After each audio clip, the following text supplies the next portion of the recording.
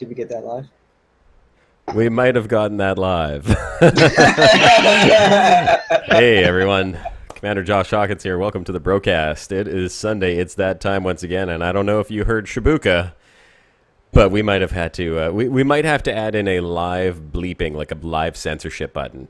Yeah, Like, what a beep! Some moderated job. I don't even know who you were PSA, talking about, to be Josh perfectly honest. Hawkins is a beep. Yeah, that could have been who you were talking about. Just okay, and you know what? With good reason too. I mean, I kind of left the other bros hanging, not knowing where the Oh, heck I no, was no, for the no, it's past all 3 good. days. I've just been sort of like busy doing my own thing, and I was like, screw you, bros. I don't need you. I do my own thing. Oh, no words were heard according to Great Test. Yeah. All right, excellent. That's good. Hey, Great Test. Hey, Michael Johnson. Hey, Michael Johnson. Yeah, you made it. Holy crap! I'm like looking like Michael Johnson. Oh my God. Good to see you guys. Happy Sunday. Happy Brocast Day. Got up early today. Wow, early. Is that early, Michael? I mean, it's like 3 o'clock in Eastern time right now. I don't know what part of the world that would be that it would be early, but holy man. Yeah, no kidding. Tom Galaxy Relative terms, yeah. And Paul McLean. and Paul McLean. Tom, where's your bro? Where's our other bro? Bros of the bros. Bros of the bros. That's Bros right. squared. That's what they are. So, you know what? Let's sort of explain what we're looking at here. Well, you got our new Brocast podcast image, courtesy of yours truly. Thank you very much.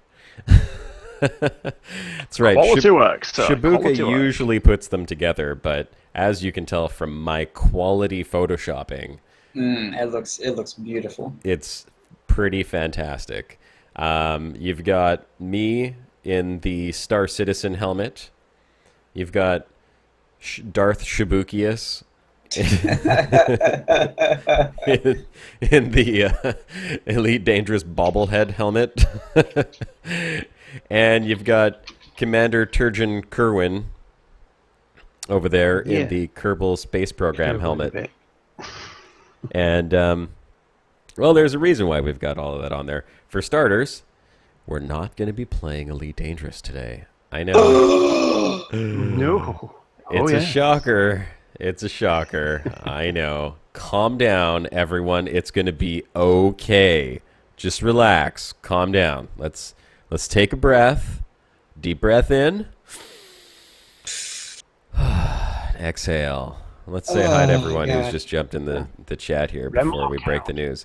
Matt's Galaxy, welcome to the Brocast. Andy K, Benjamin Potts. I see everyone's jumping in here as usual. Good to see you guys. Salute, everyone. Oh, God. I don't know. Can you guys hear my dogs in the background when they're barking with the door closed? Yeah? You can hear that? My dogs are barking today. Yeah, we can hear. It's pretty unbelievable how loud those little buggers are, I swear. They're like my own little Kerbals. And For the speaking love of God, Michael Johnson, exhale. Exhale. You'll hop up. Yeah. Oh, yes. Sorry. Exhaled. I did say exhale, didn't I? I said, breathe out. Breathe out. Don't Oh my hold it God. in too long. Is he okay? Actually, okay? if you hold it in a little longer, it'll kind of numb the Numb the shock. it'll numb the shock when I reveal what is behind the curtain. Dun dun dun. Kerbal Space Program. What is this? I don't know what that is. I've never played it. Never played it. I've never played it. Well, Never boys and played it. girls, ladies and gentlemen, children of all ages, today we're not playing Elite Dangerous, but we will be talking about it. We're going to talk about Elite, we're going to talk about Star Citizen, we're going to talk about No Man's Sky, and while we do all of that talking, we're going to be playing Kerbal Space Program because, well, just because it's fun. You get to blow up a bunch of rockets with little green guys in them. These are the Kerbals you see here on the screen. And I figured it would kind of be fun for everyone in the chat because, hey, you know what? We all love space games, and Elite Dangerous is not the only space game out there, right? I mean, that's kind of the trap we've all fall into. I mean, don't get me wrong. It's definitely the best one out there. I mean, hell, Elite is by far the coolest space game out there right now, and it gives everything that you want to a space sim fan. You got the exploration, you've got the mining, you've got the combat, you've got the huge open world. I mean, really not open world, open galaxy, and you have the virtual reality, and the virtual reality is awesome. Kerbal Space Program is by far not, well, a lot much inferior. Ironically, you could say it's more down to earth. It's down to Kerbin, actually. You don't have planet Earth in Kerbal. Down to Kerbin. Yeah, so for those of you who don't know what Kerbal Space Program is, let me give you a very quick overview so you know what it is that we're going to be doing today, because it is a lot of fun. And as I see in the chat, some people are saying they have Kerbal Space Program. Yes, Frank G. Finster. Frank has said it's 3 years into KSP here. I think it's actually been out since 2014, so it's been out for quite some time. It was a very, very successful early access game with something like millions of people, I think up to 4 million people downloading the game, and that's pretty successful. I mean, for an early access game, I don't even think DayZ had that many, but or did it? Actually, DayZ sold like 1 million copies in the first few days, so yeah, maybe DayZ had that much. But Kerbal is well, you know, it's the best way to describe it is you have your own little space program, and you are basically responsible for everything that your space program does. And if you want to just send guys off into the upper atmosphere and take some science, or send them off into suborbital or orbital, or send them to the moon, and in Kerbal they call it the moon, MUN. Everything's sort of like similar to what you see here on Earth, but just a little bit different. And then, you know, eventually you can put probes in space, you can do science, you could build space stations, you could build colonies on other planets. But the really cool part about it, and the real sense of accomplishment and achievement that you get from playing it, and why it's so much fun, is because you have to actually respect the laws of physics in order to do all of this. Something we are not familiar with in Elite Dangerous. No, Elite Dangerous does not really respect the laws of physics. I mean, it has something similar to the laws of physics, and I will say over games like Star Citizen, I love the flight model in Elite Dangerous. It just feels a lot more realistic, you know, especially like the gliding and the drifting that you have on the ships. But Kerbal actually is rooted in science. So if you want to send a ship into orbit, you have to build the ship so that it doesn't blow up on the launch pad first. It has to have enough thrust to get off the surface. You have to control the ship while it's ascending and make sure that it doesn't spiral out of control. And you have to do a bunch of other things in order to ensure that your ship makes it safely into orbit. I can tell you that I started the game a few days ago after downloading the demo, which, by the way, maybe Turgeon can look up a link for the demo. Link for the demo, yeah. Yeah, a link for the demo, and just throw it on there. For anyone who does want to check it out, there's a free demo for the game. They let you try out some of the building of the spaceships, and you do get to launch some Kerbals into space, which is a lot of fun. And I had downloaded it a few weeks ago. I've just been so busy with Elite Dangerous and the YouTube channel and everything, that I just never had a chance to try it. Plus, I was afraid that if I tried it, I might like it, which I did. And but you know what? That's the way it goes, right? You know, we can't just play one game forever and ever and disregard all the other ones when there's so many cool space games out there, and I love space games. So we're going to share a little bit of Kerbal Space Program, but we're going to be talking about Elite Dangerous, we're going to talk about Star Citizen, we're going to talk about No Man's Sky, and of course we'll talk a little bit about You just like Kerbal. having space affairs, don't you? I love to have a space orgy. Space affairs. And on top of that, we do have a guest that's going to be joining us shortly. We have a guest named Virtual Anomaly. Virtual Anomaly is going to be joining us here to talk about the Small Worlds Expedition, which is going to be leaving on the 17th of September. Another expedition, great tourist opportunity for those of you in Elite Dangerous who want to get out there and visit a few cool places. So we'll get Virtual Anomaly on here to discuss that in a little bit. And in the meantime, let's just go back to the chat here, see if we got anyone else who's... Oh, hey, that Tiny Dude's in here. Hey, Tiny Dude, how's it going, man? Nice chat with you the other day. Who You else do see, we have? Greatest already called you Kosh Corkins there. Kosh Calkins. I fixed Have it, you though. have you I fixed always it. been here? Always Academic been Dust 894. How's it going, bro? Kaboomka. Yes, I like Kaboomka. that. Kaboomka. All right.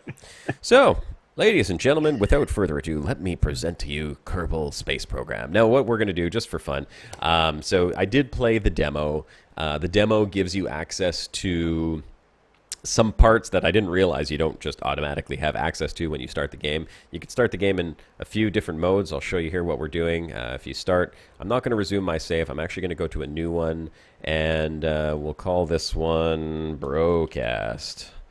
Now you have sandbox, you got science, and you got career. The sandbox, I think you have everything. So you have all parts and features available from the start. You're free to play without any constraints, but R&D and mission control are unavailable. So that means you don't get contracts and you don't have to research anything. You have it all and you just build whatever you want and send guys off wherever. I don't really want to play the sandbox. The science mode, you must gather scientific data to research new technologies. Funds and reputation are disabled, and contracts are not available. Previous classic career. This, I might want to try the science, because science is kind of cool.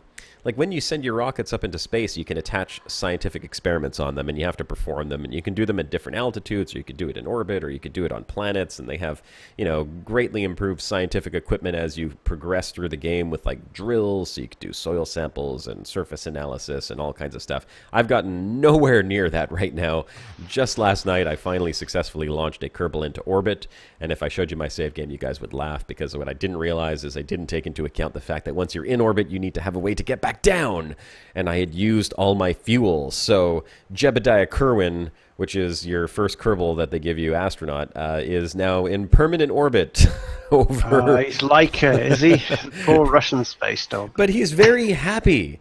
He's very happy. The Kerbals, as you'll see shortly, once we get into the game, have two stats that are associated with them, and you have like an astronaut recruiting station where you can sort of choose who your next astronaut or engineer or pilots are going to be, and their two stats are courage and stupidity.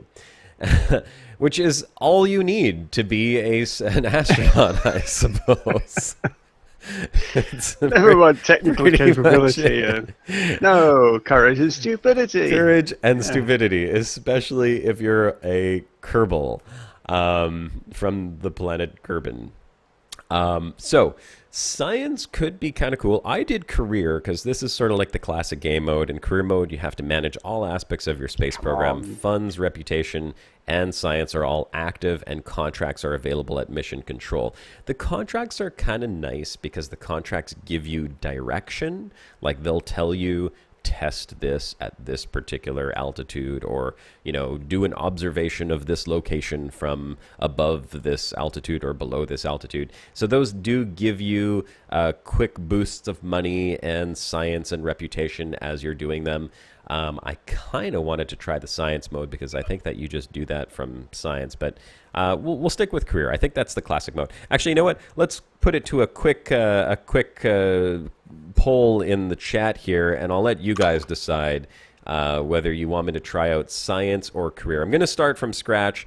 The good thing is I have a pretty basic understanding of how it works, so if we do start career or science, I'm sure we can progress relatively quickly. Well, we seem to have a lot of Kerbal experts in the chat, so what do you say, experts? Science, career? Science. They all say science, for science. Science, man. Benjamin Potts. For science, man. God, dude, actually, here, Turgeon, why don't you do that? What? Come on, you're the science guy. Yeah, for science, man. I love it. All right. The masses have spoken. Science it is. And we'll stay on normal difficulty, although you can see they have easy, normal, moderate, hard, and custom. I'm just going to stick to normal for the sake of getting this started, and we'll go with Brocast Science. So if ever we want to pick up on Kerbal again during the Brocast, we already have a save game for it. And let's do this for science, okay? And go! All right. That was awful dramatic. I know. Ooh, wow. Fight. At least didn't say Okay, so right away, I got to tell you, this is a big, It's considerably more improved than my current space program on my career save game. All of these buildings are much smaller. I almost don't even recognize it, but I can tell you right away. You do have some basic components here. So this is your base. Here's your launch pad over here. This is where you build your rockets at the vehicle assembly building. You have mission control over here in this building. This is your spaceplane hangar. So this is where you can build, launchable things that are not necessarily rockets. You can actually build planes and like shuttles and stuff like that. I have not gotten into that. I don't know. For some reason, that just seems way more complicated than lighting a fuse under a giant bomb and sending it off into space. I'm sure you could really take advantage of this space plane hangar. I'll just go into it for a second just so you can see what the inside of the hangar looks like. I'm sure there's a way to really utilize this spaceplane hangar to, oh my God, those two guys on the side, they're almost crashed into each other. Did you guys see that? It was like crazy driving. These guys are insane. These little Kerbals are really a little nuts. Like this guy just hammering away at the ground. He's like, I'll just hammer here. This one looks like it needs some hammering. So this is the spaceplane hangar. And let's get back out here. I'll show you the... Well, it's a little loading. They look like a bunch of guys in desperate need to blow something up, really. Yeah, and they'll be doing plenty of that.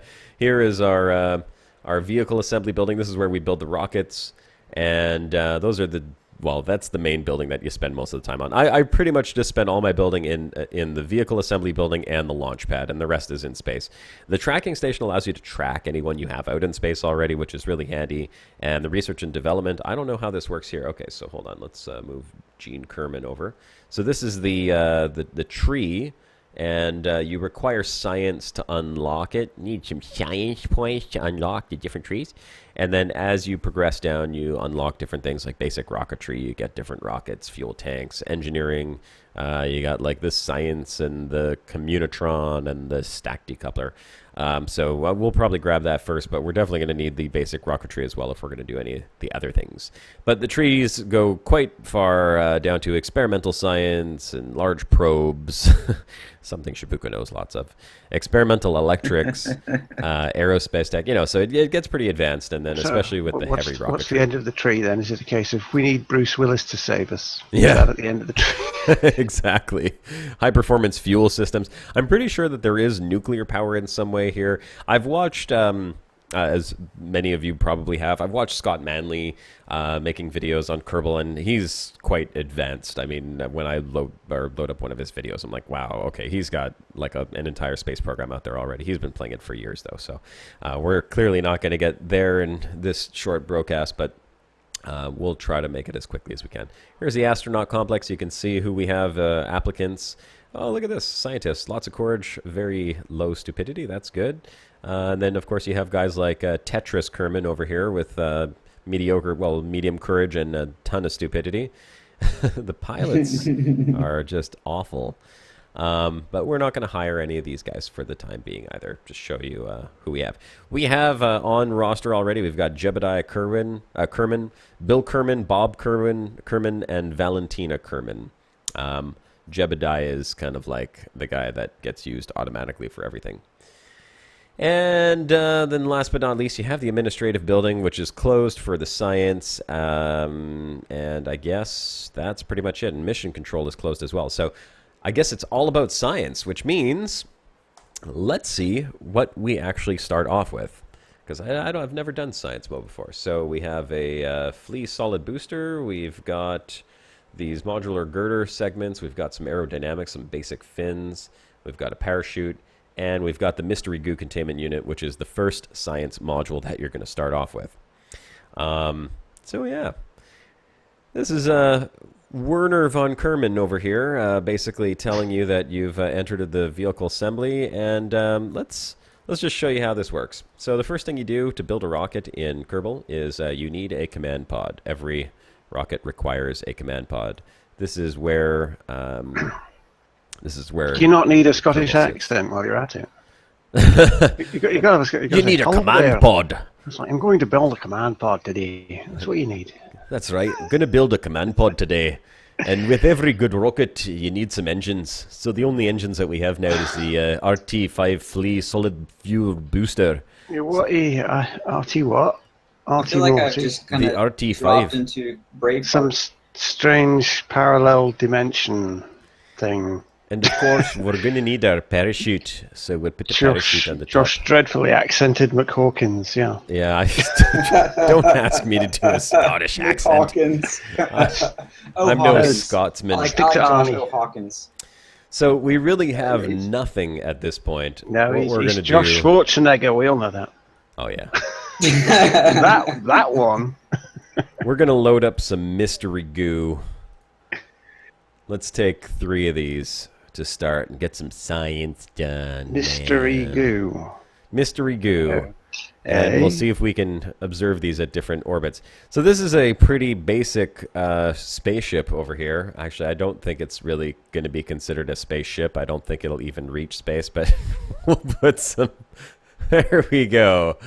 All Tiny right. Dude says, don't forget to separate the staging. Yes, well, the staging is very important. Tiny Dude knows his stuff.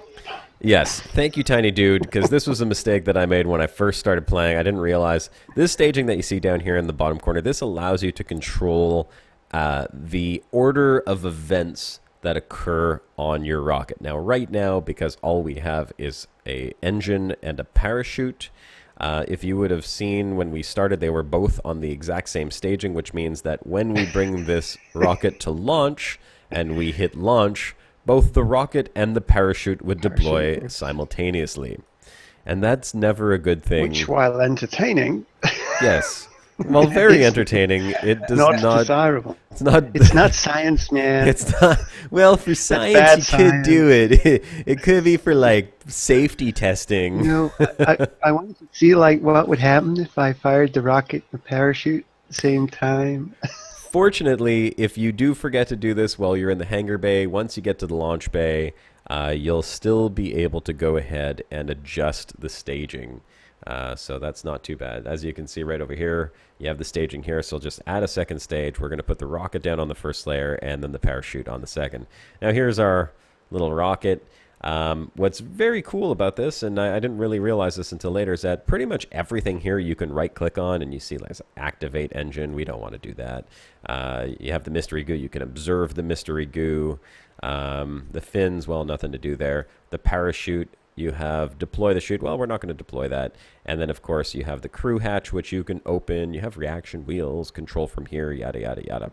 And then you have your crew reports and transfer crew. All of that stuff is useful for doing different missions. And, of course, if you press your C button, then you are now inside the cockpit. So this is actually the little Kerbal. And you can do the whole thing from here. I mean, the instruments actually work if you want to play it from here. We're not going to go ahead and do that. We're just going to go ahead and launch our first rocket and see what happens. It's going to be a blast. Tiny says, check the volume level. I don't know how loud the volume is, but we'll find out. Cover your ears, folks. In 3, 2, 1. Oh. Hey, I think the sound might be coming out of my other speakers. Now you can see that the solid fuel is consuming. There's really not much to it. That's pretty much all we've got. Now, we'll observe the mystery goo while we're up here, because this ship is going to come down rather quickly. We'll keep all this science data, since this is what we're making money off of. We don't have much to go with right now. The ship is still climbing, and this is a very basic rocket. It's probably going to come down right down there. Uh-oh. You know what? Jebediah Kerwin over here, grinning away like an idiot, has not looked to see that I forgot to change the staging, and the parachute is actually already deployed. At least I think it is. So, thanks to those fins, he's going to have a very quick and painless death as he comes down. That's what he's saying. I'm up on the air. I don't want to rob you guys of the dear. stupid ending to my first launch, so I'll just let the ship come back down. This is And- gonna be good. Greatest got the inevitable Noobkins joke in. Well deserved, it did too. Yes. As I was saying earlier, You can change it when you're on the launch pad, but if you forget, this is what happens to your Kerbals as they reapproach the ground at He's very still high smiling. speeds. He's happy. He doesn't care. All right, so Yeah, you know what this we're is going to really do? bad. We're going to go back to the launch, and I noticed that my sound is not coming out of the right speakers. I don't know if you guys were able to hear the explosion. Did you hear the launch and the explosion through the stream? Maybe I can get Not really. someone to answer that. Josh Maxwell says, any elite today? Yes, there will be kind of some elite today. We're talking to Virtual Anomaly of the Small Worlds expedition later. Well, you know what we'll do? Let's pull him in here as I fix up. Let's have a chat now. Yeah, I'm going to pull in Virtual Anomaly as Oh, we and fix that up. Green room as well. And He's gonna news be in there as well. Yeah, you can drag them both in. Yeah. All right, so get them both in here. XC News and Virtual Anomaly. Drag. There we go. Hey, Virtual What is up, Anomaly. guys? Oh, they're Yes, get them unmuted. yeah, they've got the server mute. Hold on. Oh, You got it now. Got Got it. Yeah, get it. That's what happens when you got two people trying to Got it. unmute them. Yeah, there. they should be good to go. Unmuted. Okay, well, you guys might have to use your push to talk, but we got Virtual Anomaly and XC News. Don't be shy, guys. It's They're still okay. muted. Why are they still muted? Well, I do don't we know. have to It's drag just- them out and back? yeah, that's possibly? weird. Because I they don't know. don't show as muted if I click on them. No, even when you bring them back in, they're still muted. Okay, Guys, we're having some Discord technical difficulties. Just a moment. I'll let you guys work on that for a second, and here I'll fix up Kerbal while we do that. Where's my technical difficulties image? Yeah, I've got to note you up a test card of some sort that has normal service, etc. etc. World. You let me know when you got those guys back up and talking. In the meantime, let's just quickly mention. So we've got Virtual Anomaly is one of the organizers for the Small Worlds expedition. As I mentioned a little earlier, it is basically going to be. Well, maybe Shibuka can tell a little bit more about it. He's been talking to Virtual Anomaly, so why don't you go ahead? He's still teching at the moment, isn't he? Oh, I am. Shibuka's teching. Virtual's good. Hold on. I'm working on it. Virtual's good? Virtual's good. Virtual can talk. Hello? Hey! Hey! I just He's switched there. to push to talk. I gave up. No, that works No, too. we're That good. works. We're good. We're good. You can go back to voice recognition activity. Good afternoon, stuff. gentlemen. Hey, Hey, Nish. there it Good goes. Hey. afternoon. Cool. Hello. How's it going, boys and girls? It is going well. Excellent. It is. So, I have not had the privilege of being formally introduced to you, X News or XC News. I met Virtual Anomaly earlier, very briefly, just before the broadcast, but I believe Shibuka has been talking with the two of y'alls. So why don't you guys tell us what exactly is the Small Worlds expedition? Why don't you give us an idea as to what it is that you guys will be doing? Well, the Small Worlds expedition will be a small, obviously, expedition to head towards planetary nebulas in only small ships. What type Just of we have small a ships? themed. Well, Small ships denotes small. I any suppose you kind mean of small ship. landing pad, isn't it? Yeah. Yep, Correct. that's what it is. The, Anything that can go on a small landing pad. Yep. yes. All right. A So, little on the limiting side. However, we're hoping it'll introduce a lot of new people from Elite into expeditions. And what ships will you two be flying? I will be flying a courier, and News will be taking an Eagle. A courier and an eagle. Wow. So what's the are you guys Horrible. engineering them for maximum jump range, or is this just going to be a fit them as you can and everyone's going to try to keep up? Mine is fitted for dirty drives and FSD range. Dirty drive and FSD. So what kind of range are you actually getting on that? I am actually just over 30 light years. It's fantastic. Wow. 30 It's impressive, light little ship. years. And that's with an SRV on board still. I'm thoroughly impressed by the courier. Yeah, you know what? I'm going to say that's pretty impressive. I wouldn't expect the courier to have such a high jump range. That's like more than what I have on my ASP. Yeah, we like them out on the Distant Worlds expedition. I was just whipping past and we was going, oh, look at the curves, look at the curves. We're there in our flying brick asps. You missed out last night. We pretty much ran into each other a few times in two couriers. Oh yeah, that was funny. That was good fun.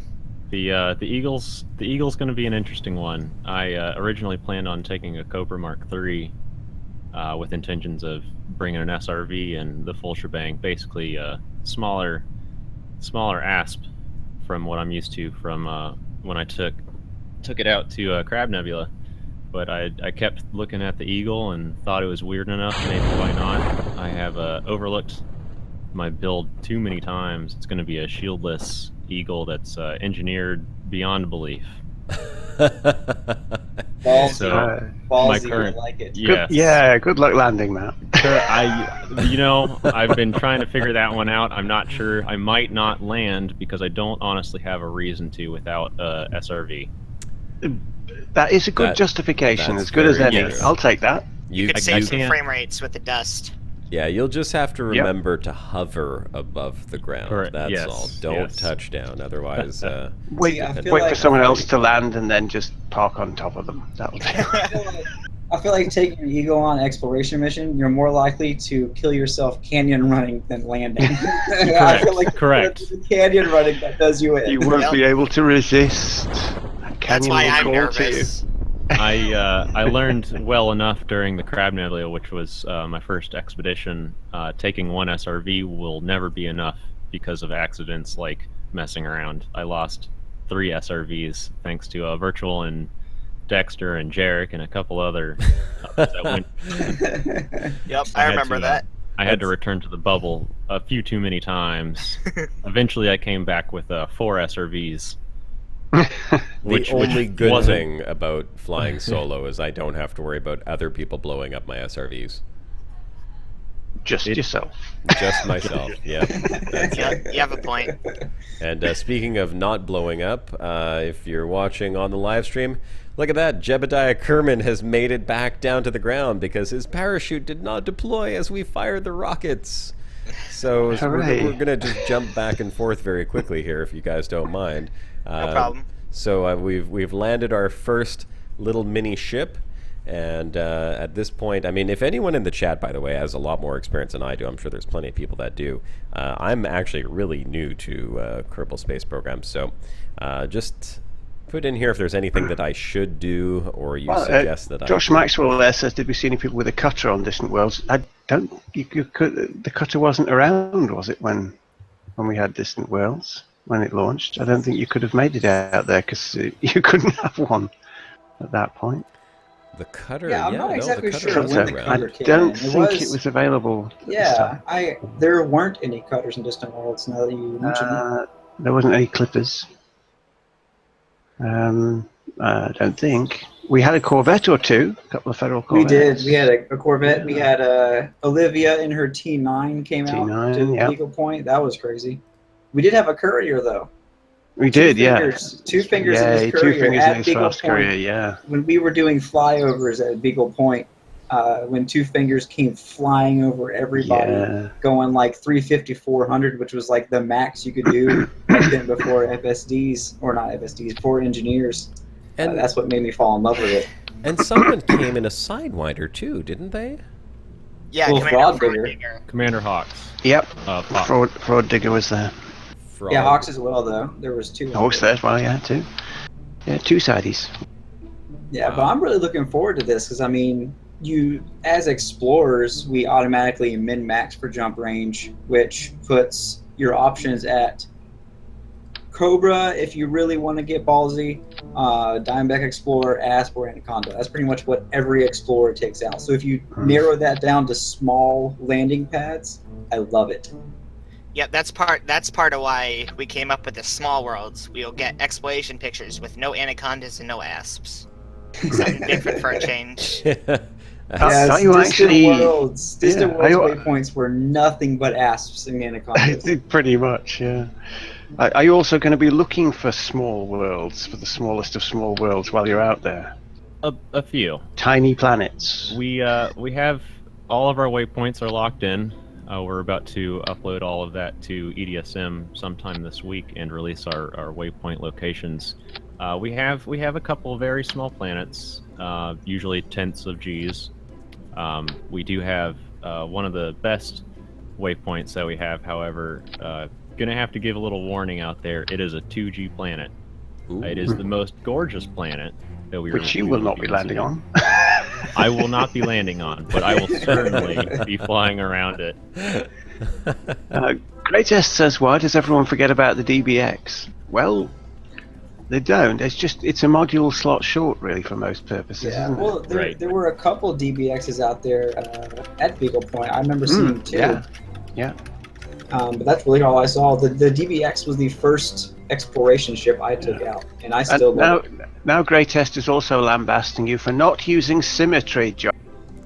And quite right, look at that. Okay, look at that, a massive goo pod on one side of the vessel. Do you know what that's going to do to it ballistics? I can use the symmetry, but here's the problem with symmetry. The front of this thing is a science module, and I'll just show you. The doors open up. So I didn't want to use the symmetry because it would automatically place the mystery goo in front of the doors, and I don't know how that would affect the functionality of this little science module. I still want them. That's his problem, not yours. Yeah, the guys in the cockpit are expendable, man. That's his problem. No, but I got to get the science data. Come on, it's science is more important than lives. You'll get the science. It's for science, man. That's right. Pilot's expendable. He knows that. I don't know if I'll have enough. I don't know if I'll have enough room here to actually do this, but I'm gonna throw on. Where is it? But yeah, you're gonna affect its what's the word I'm looking for? You're certainly gonna affect it. It's like a rifled bullet. You know, you've got everything stuck on one side. That is not gonna fly straight. Okay, you do have some steering capabilities on this thing. It's not entirely stupid. It's actually interesting the way that you control the ship. Check out the bro bar real quick. Minimize this and go to the bro bar. You need to pull this up. I need to pull up the bro bar? Okay, pulling up the bro bar. Let's see. What is Shibuka wanting me to check out? Oh, wow. That is gorgeous. That is 8 burst, and that is our That's the fanciest 2G waypoint. that is worth 2G to land. Yes. Let me go ahead and get that. this. Grab that. Virtual, I would mention it was absurdly bright. Virtual found that location, and I said, you know what? This is one of those times where if we can't get a lightweight moon, this is just how it's going to have to be, because you can't miss that. That's an All right. exception. Let's go ahead and toss that up there real quick so everyone can take a look at this beautiful, beautiful planet. You know, there's a thing, just on the subject of other games, because that's what we're here to talk about as well. People say, oh, Elite Dangerous, it's a grey world, so colour like No Man's Sky. Well, there you go, This is When a you see No Man's this Sky picture- landscape. yeah, this is total. If people want some colour, No Man's Sky style, there you go. That is something else, man. And if you come along on the Small Worlds expedition, you'll see this. I mean, what? That's just one of them. That is just one of them. There's quite a few. That is a truly Ridiculous. spectacular view. Now, I'm assuming that's on the dark side of the planet, and that's just the nebula that's lighting it up? Yep, the daytime side is darker. Go figure that one out. Yeah, well, ambient light drowns out all that light from the nebula, I would assume, but that's the funny lighting in Elite Dangerous. It always gets me. That is a gorgeous shot. So this is one of the places you'll be going to check out if you go on the Small Worlds expedition. And if you can take a courier and get 30 light-year jump range out of that, I mean, although you're flying a much smaller ship, you know, that's still incredible. You guys can go quite a ways with that. Now, here's a good question. How far are you guys going? Like full distance or like the furthest distance from the bubble? What's the furthest distance from the bubble that you guys intend on going? Our last checkpoint will be the furthest, and that was NGC 6565. It's a small nebula on the way to that big one, NGC 6357. And it's about, I think, 6,500 light years out. Which is literally a 3-hour trip for seasoned explorers. So it's not far at all. No, but you guys will be taking your time, and you're setting some nice waypoints along the way. So it's going to be scenic. How long? What's the duration of this trip going to be? We're thinking roughly. It'll probably end up being about 3 weeks. We want to keep it short. It's very condensed. 3 weeks is very condensed. Crab Nebula, for example, was the original route was only meant to be a little over 4 weeks. And myself, not really being an explorer, kind of figured that might be a little bit too long for a lot of new people coming into the game and not really understanding what it's like to go too far out from the bubble. So we want to keep the route that we've planned is actually, it stays relatively close to the bubble. So if anyone, either discovers their ship can't make it or they can't make it, it's only a hop and a skip away. Okay. Oh, I think I just made a mistake there, but let's quickly observe these material bays and collect some science while my little pod comes crashing back down to the ground. Will the parachute open? I think the parachute should have no problem opening. I'm just gathering as much science data as I can here. Scoop that science. Close the doors. Keep. So you plan on bringing this on Small Worlds, correct?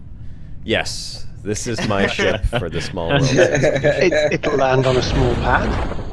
If you've got a parachute, I believe it should. You may have some fuel issues, but we'll move past that. There's fuel rats coming. That's so. what the fuel rats are for. Correct? I made it about 7,000 meters, okay? I can totally handle a 30 light year jump.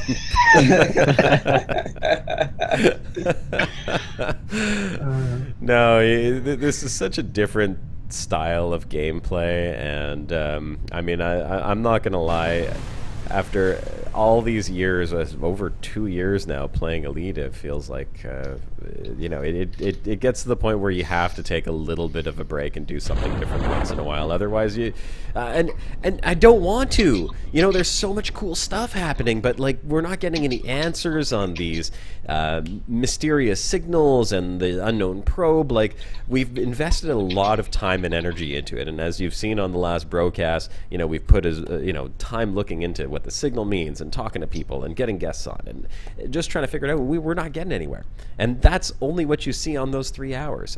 Aside from that, in the game, we're spending time on it as well and reading forums and looking at Reddit and watching YouTube videos, but nothing's come of it yet. So I'm just kind of getting to the point now where I'm waiting. Gamescom's only a week or two away, and we expect there's going to be some announcements. I'm hoping they're going to tell us a little bit more as to what's going on with Elite so that I can get excited about it again. But right now, the only thing that's keeping me in the game is the fact that I'm making a YouTube series on it. So, and even that, I slacked this week. I'm sorry, guys. I know there was no Exploring the Milky Way Galaxy coming out on Friday, but I worked really hard on the last one. It was almost 20 minutes long, so that was 2 weeks worth right there. So yeah, Small Worlds Expedition, leaving September 17th, correct? Correct. Yep. How many guys you guys have on roster right now? We actually we broke 200 last night, so we're Wow. thoroughly That's impressed awesome. at how much ground the expedition has gained. 200 members. That's going to make for some really cool jump shots, all those little ships. Oh, If yeah. you can see them, they'll be about 1 pixel, 2 pixels large. It's also going to make for a nightmare of instancing issues. Probably. Well, Oh, definitely. But I mean, Fingers it's crossed. yeah. With Crab Nebula, it wasn't too bad. We got quite a bit of people in a single session, so I think we'll be all right. Yeah, the final jump rather for Crab Nebula ended up being a little close to 80 commanders. Oh Which was man, you guys phenomenal. are lucky Frontier didn't smack you. We Yeah, got in trouble on Distant Worlds because I was gonna say I might get in trouble for saying this over broadcast, but it's happen. over now. So it was worth it. it's too late, man. 106 at a Sag A, and Frontier basically told us, okay, that was really cool, but don't do it Yep. again. We're gonna do it again. Fortunately, they didn't seem to mind. Nothing For seemed to slow science. down. It was You for have to science. do it again for science, We man. crashed the elite servers when we did that. Not just the commanders that were there at Sag A, but there were commanders back in the bubble who were having connection issues because we were doing that. Oh Wait, my really? god. That's Yeah, ridiculous. it was really funny. Dr. didn't know it Kai actually got a stretched that message bad. from Frontier Help saying, "Don't do that again." Don't. Wow. Bad. Very bad. That's pretty funny, though. I mean, that's unfortunate, really, that we can't do that. I mean, we had such a hard time the other day when we were trying to do the Sidewinder demolition derby. Just Yeah. getting like 15 people Well, in the something instance to took keep us in over an mind is- hour. We have a month and 10 days. So I'm hoping that a lot of these instancing issues will be fixed via little small patches, I hope so. but we'll see. Yeah. Yeah, last night we didn't have that many problems because Commander Mars from Ghost Draft actually wanted us to be extras on a scene that he was filming, so we had some fun there. How many people Did did you we have in manage the to get instance? everybody? About like Eight? about 8, About 8. Yeah. and we didn't really have any No, problems. no, so not too many problems. Yeah, it seems like once you start hitting the teens is usually when we're having our issues now. I think with Yep. well, even with the Sidewinder stuff, I mean, we got 5 people in there and we couldn't get anyone else in the instance. So not to mention maybe that we they were are the working most on it. breaking planet ever. Mhm. I think I showed Shibuka. No, I showed Mars that. Did Shibuka see that? Are you talking about the one with the crazy canyons? Yes, that's it. Yes. Give me a second, Josh. You're gonna want to show this too, because Yeah. Oh, Virtual showed me this I'll last get a night. picture. Let's Hold on, see. Shibuka. Let me PM you a couple more screenshots. Up All right, close. I'm gonna send the first one, the bro bar first. Certainly one of the more unique planets Oh that dear the God, Elite that universe thing is has wonderful. to offer. Yeah, this plan is broken. If anyone wants the system name, it is Pomech 2C. They'll probably type that out. Oh my gosh, that Isn't it planet. ridiculous? Yeah. I think actually that last night probably too. needs a bit of We were having recap. some fun, and I decided I would take my SRV and jump into one of the canyons, Oh, and I wow. lived somehow. I fell like 10 kilometers, but I lived. We had to. We Yeah, had to lift, they're lift him remarkably good at surviving jumps into canyons, provided you land on your wheels. sometimes. Exactly. I've Yeah, done that. it- I've it done was- that myself quite a few times. It was yeah. funny when Turgeon and I recorded the episode where the SRV Yeah, the crashed into the fast food canyon. episode. Yeah. Yeah, fast food. It was ridiculous because we could not explode that SRV. We had a hell of a job actually trying to destroy one jumping into the canyon. Yeah. It was great. There we I go. still can't believe I lived. I mean, I was laughing so hard. There's a picture. I just put it up there in the on the live stream for everyone to take a look at. Yep. And I think I broke a record as well, because Yeah. my SRV did break 300 meters per second. Oh wow, that's fast for a Falling little so SRV. Yeah. Yeah, my courier couldn't survive a 300 meter per second impact straight into the ground, but my SRV had no problem. Go figure that one out. Hey, before we continue the conversation, just want to say a quick hello to a few people that I notice are in the chat now. We're talking about Small Worlds Expedition. We're showing a couple of images of places that you guys will probably be going to check out while you're. This is also one of the places you're going to check out, I'm assuming. Yes, this crazy canyon world. No, we Oh, thought no? it would be. We considered it for Unfortunately a not. moment, but we figured it would be way too confusing because the planet is a mess, and for people who might You- deploy an SRV yeah. inside the canyon, they may have a problem. You know, it's a bit dangerous, and it's within the bubble. So really, anyone Yeah, can visit this. okay. Because funny thing is, I I suppose actually the other used thing my is- courier inside, and Yeah. I dismissed it, and I went to deploy it, but instead of coming down from the top, it went up through the ground. An interesting thing though is you can Nice one. actually you can enter Super Cruise from within the canyon, which is a Oh, wow. pretty interesting experience to say the least. Yeah. Can Turgeon or can someone put the name of Yeah. this Can you place post in- post the name of it in the bar and I'll. Yeah. Cheers. Oh my And gosh, then is just that at going the back bottom of one to of the chat canyons? for a second, just to Yeah. say hello to a few new people that are back on here. I see that we've got Worsted Degrees in. Hey, how's it going? Resender.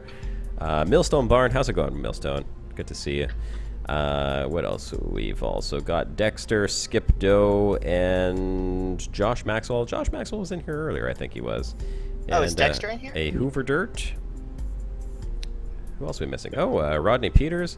Good to see all you familiar faces. Dexter Kyle isn't here. Payton. Good to see you all. Happy Sunday, happy Brocast day to you guys. If you're just joining in on the Brocast, just in case you're wondering why we're looking at a rocket ship, this is, we've gone back in time to the year 2000. This is how Elite Dangerous all started. That's right. I figured it would be a interesting change of pace to check out something a little bit different, yet still space related. Today, while we're having the broadcast and just discussing a few things, and we were joined by XC News and Virtual Anomaly of the Small Worlds expedition, who are telling us a little bit about what that expedition is going to involve and include, and what everyone can expect from that. We're going to be discussing a few other games also. You can see we're playing Kerbal Space Program at the moment. I'm just launching a few rockets. We're in science mode, so I'll be doing this as I'm... well, I can't multitask, so I won't be launching any rockets and talking at the same time. But we're going to talk about Star Citizen. We'll talk about No Man's Sky. Oh, that would be poor science. There's a lot of space games coming out, and a lot of them look really great. So, we just want to sort of get everything on the table and talk about how we feel about them and what we know about them. So, talk about our feelings. Yeah, and we'll talk about our feelings a little bit too. We'll get our feelings out. And if you guys have anything when we do discuss the different games, of course, feel free to throw in your comments in the chat, because we'd love to hear from you guys. If you suggest any improvements to my science rocket over here as well, feel free to throw those comments in the chat. Maybe Turgeon, if you catch that, I'll keep an eye on the chat as well, just to see, because I'm pretty new to Kerbal, but I thought it was a lot of fun when I played it. Well, the obvious one is more rockets. More rockets. We're gonna get there. More explosives. Because Yes. science.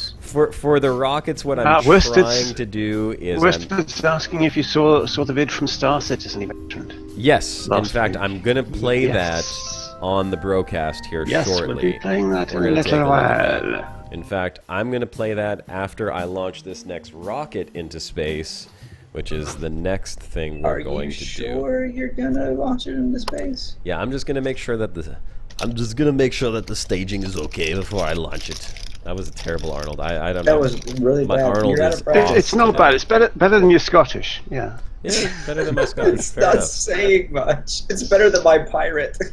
Better than your pirate. Yeah.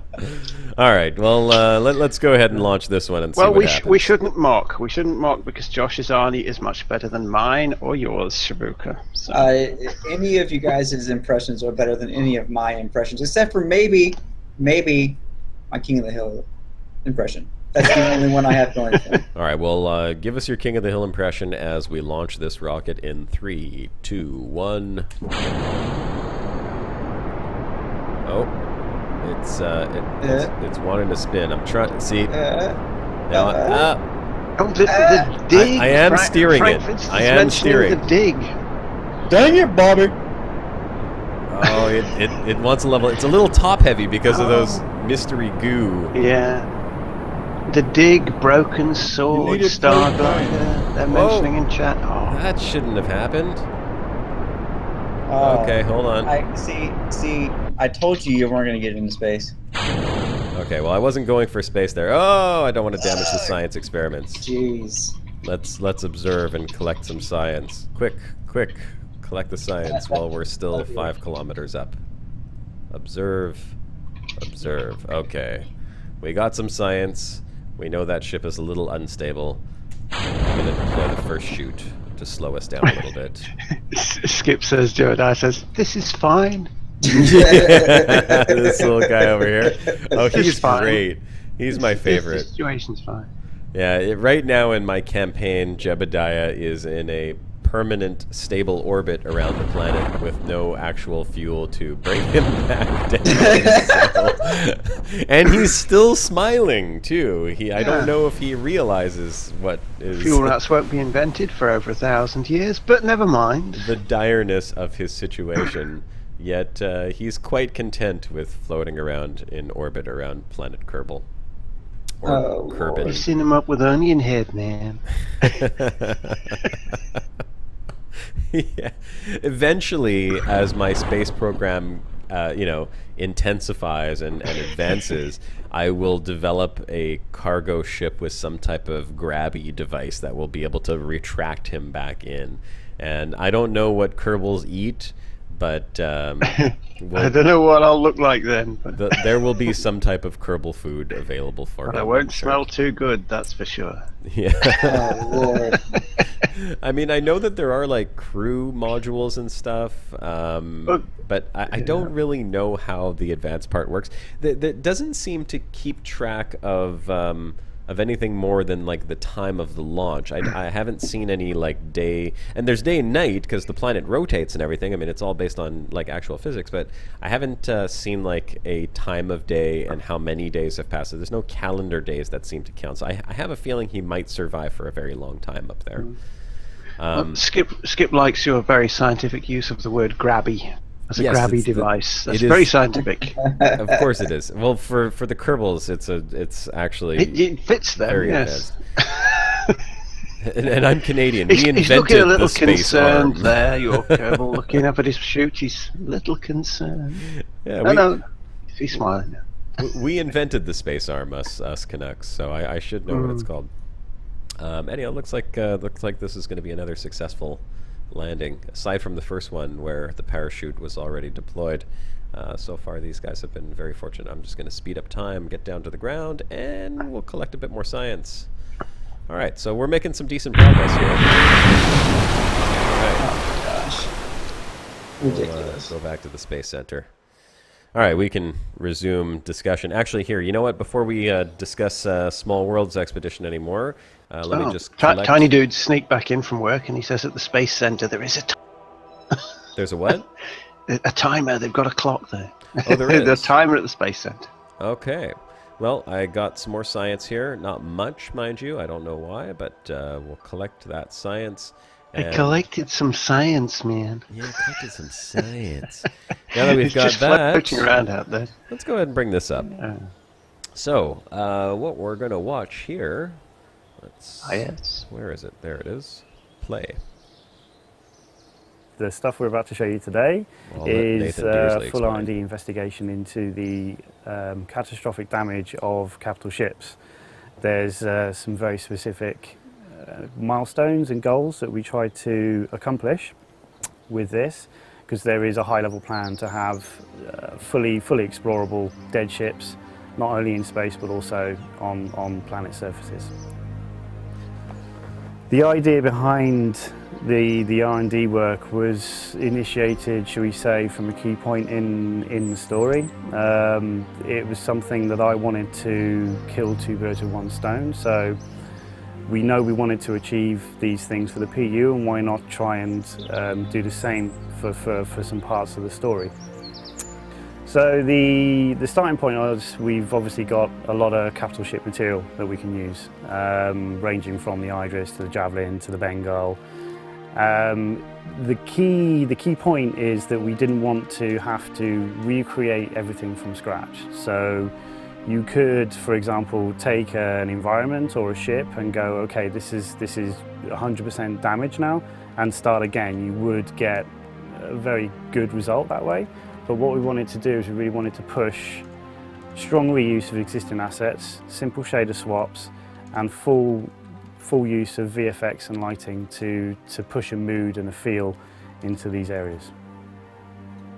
By default, when I went around a lot of the different departments and I spoke to them about the catastrophic damage, the default thought that comes to everyone's head is it's on fire. Everything is burning to ashes, and no one can escape or get out or get in, and that's great. But if you study real-world reference, such as aircraft carriers, big ships in the ocean, oil rigs, they have very advanced fire retardant systems that's more than capable of essentially putting catastrophic fires out, so fire crews can get in.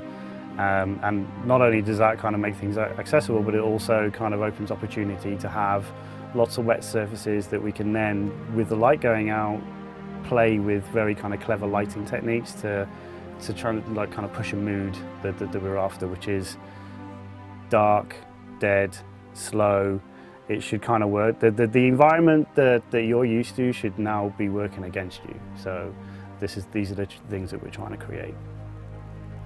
As mentioned, first we looked at a lot of real-world reference, such as oil rigs, large structures that can put themselves out, like aircraft carriers. Obviously, that's not enough. There's a wealth of films and reference that we can kind of look at and pull inspiration from. I'm lucky enough to have worked on some of those, so much like the cat. But the real kind of mood and feeling came from a lot of kind of Ridley Scott stuff. And if the wheel isn't broken, I don't believe in fixing it. So we had a lot of inspiration from IPs such as Alien, Blade Runner, all the 80s classic sci-fi films, shall we say. I hope that gives you an insight into the work that's gone into the R&D for the catastrophic damage effects. It's a huge collaborative approach between a lot of departments, not just art, but also Ali and his team and Mike and his team with the VFX. Seeing everyone come together to kind of produce these results is awe-inspiring, and I hope you liked it. Okay, so that was Star Citizen. That was from their Around the Verse, sort of like a monthly video log that they do. And recently they were showing off the catastrophic damage to capital ships. So that's basically what we were looking at there. We're looking at the capital ships damage, and that was the extreme end of the spectrum damage. I watched the video yesterday. It was actually from GamerNate, had posted it on his YouTube. And it was interesting because the one that he had posted showed a lot more of the sound effects in it, which I found really, really incredible. I was very impressed by the sound effects. Good. So that unfortunately was missing. It's like they have like multiple layers of sound effects that actually give you like more sound the closer you get to an object. The only thing that I found weird about the sound effects, and I get that they're trying not to overlap too many sounds at the exact same time, is just that as you moved away from it, very quickly the sound faded off. So I mean, like, you can have like water splashing 5 feet behind you, but you get to 6 feet and all of a sudden you don't hear it anymore. You just hear the sparks coming ahead of you. So, you know, I understand there's got to be a balance, but yeah, I think on the vid they cranked everything up to 11, so it was a scenario that you're never going to encounter. Probably. Didn't they say something about a new lighting system as well, or something? In Star Citizen? Yeah. Well, they were talking about the lighting. They were talking about the ambience of it, and you know, I found that was. I love when he's saying, like, you know, their influences like Aliens and you can clearly see the Ridley Scott in there. Oh yeah, absolutely. It's got that dark, evil, sort of creepy feeling, like you're half expecting an alien to jump out of the water. I'm sure Shibuka loves that. Oh, Black banana head. Yeah. I'm a fan of pretty much anything Ridley Scott. Yep. So yeah, I mean, there was some pretty cool stuff that we see there. I'm looking forward to Star Citizen. I'm not going to lie. I think it's going to be a really cool game. I did download it on one of their free weekends, and I installed the game. I logged in. I played for about 5 minutes, and I went, oh God, why did I even bother to do this? And now this is not to say that it's bad, because there's nothing wrong with it. It looked just as nice as it does in every video that I've seen. But I play with a flight stick and a throttle, and there were no, like, bindings set. There was no, like, preset you know, Cytec X52 Pro bindings, and when I tried to start binding it all myself, it was like the worst interface for key bindings or joystick bindings, and I just got fed up and gave up. So I'm like, okay, I'll try it with the default keys, and I'll try it with the default joystick settings. Everything was inverted. I could not fly my ship. I was like crashing into the dock, and my ship was flipping over, and I couldn't figure out how to change between the different flight modes. So I just said, you know what? I'm going to wait until they get a little bit further down before I come back and try it again. And in the meantime, we'll just watch and sort of follow along the progress. But it looks amazing. And Star Citizen is doing a fantastic job with the crowdfunding and, you know, getting everyone to buy like these $1,000 ships. Oh like, my gosh! See, that's that's something that really turns me off from that game. I know they're going for crowdfunding and all that, but when you charge money to fly, like real world money to fly a ship in a game that's in alpha that has one star system in it, even if, I mean, they're going to open it up more eventually, but I feel like that's just about unforgivable. Yeah, they we're do dealing with paint jobs that cost about $5 in Elite. Yeah, and they do have now, you know, they have first person module is added in there, so you can actually do all of that stuff as well. But I don't know. I mean, I can understand. I've seen videos of Star Citizen where they have shops with virtual clothes and what have you. I can understand that as cash and transactions, because that's all appearance and you customizing an avatar and things. But lashing out thousands on a ship, it's crossed the line for me, really. That monetizing line. Yeah. I play with a guy, Elite Dangerous. It was the first guy that I ever played with. He's a Star Citizen fanboy. I've probably mentioned this in the Brocast before. He has spent thousands of dollars on it. Now, listen, the guy has his own business. He's a private contractor. So, I mean, sure, he's got the money, and if he wants to dump it into whatever he wants to, fine. by all means, go ahead and do what you want. I can tell you, I probably spent about $500 on Clash of Clans on my cell phone, you know, just buying stupid gems. Oh, dear Lord. Exactly. So I mean, you know, look, nobody's going to argue with what you. Oh, there's no moral high horse. Yeah, in the world of monetized. That's great. I'm not judging. It's just it's crazy how much Star Citizen, Robert Space Industries is charging for it. Like, and some of these ships that people are buying, they don't even exist in the game yet. They're just concept. They're not even an asset in a game that exists. And that's the other part of it that I find a little morally wrong. Is like, I get it that they're trying to crowdfund and, you know, like make as much money as they can, but they're making money on stuff that, as far as we know, and if you follow some of the like, what's his name, Derek Smart, I think his name, and he's sort of like the naysayer for Star Citizen. So I know him. He basically says that it's going to be vaporware and the game doesn't exist and they can't do all the things that they're he has a seriously bad agenda going on there. I mean, listen, the guy's got a bad agenda. He's got all kinds of reasons to say bad stuff about Star Citizen, and I think it's freaking hilarious.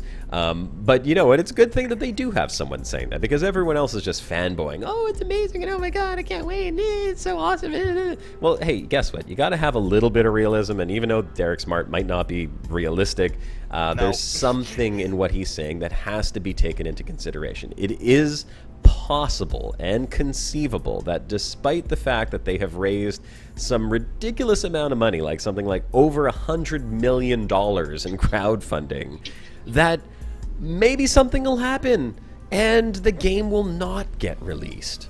You know, it's always a possibility. Look, DayZ. Okay, DayZ has been in development now for, God, I don't even remember how many years. I stopped playing it because it's been so many years, and I love that game.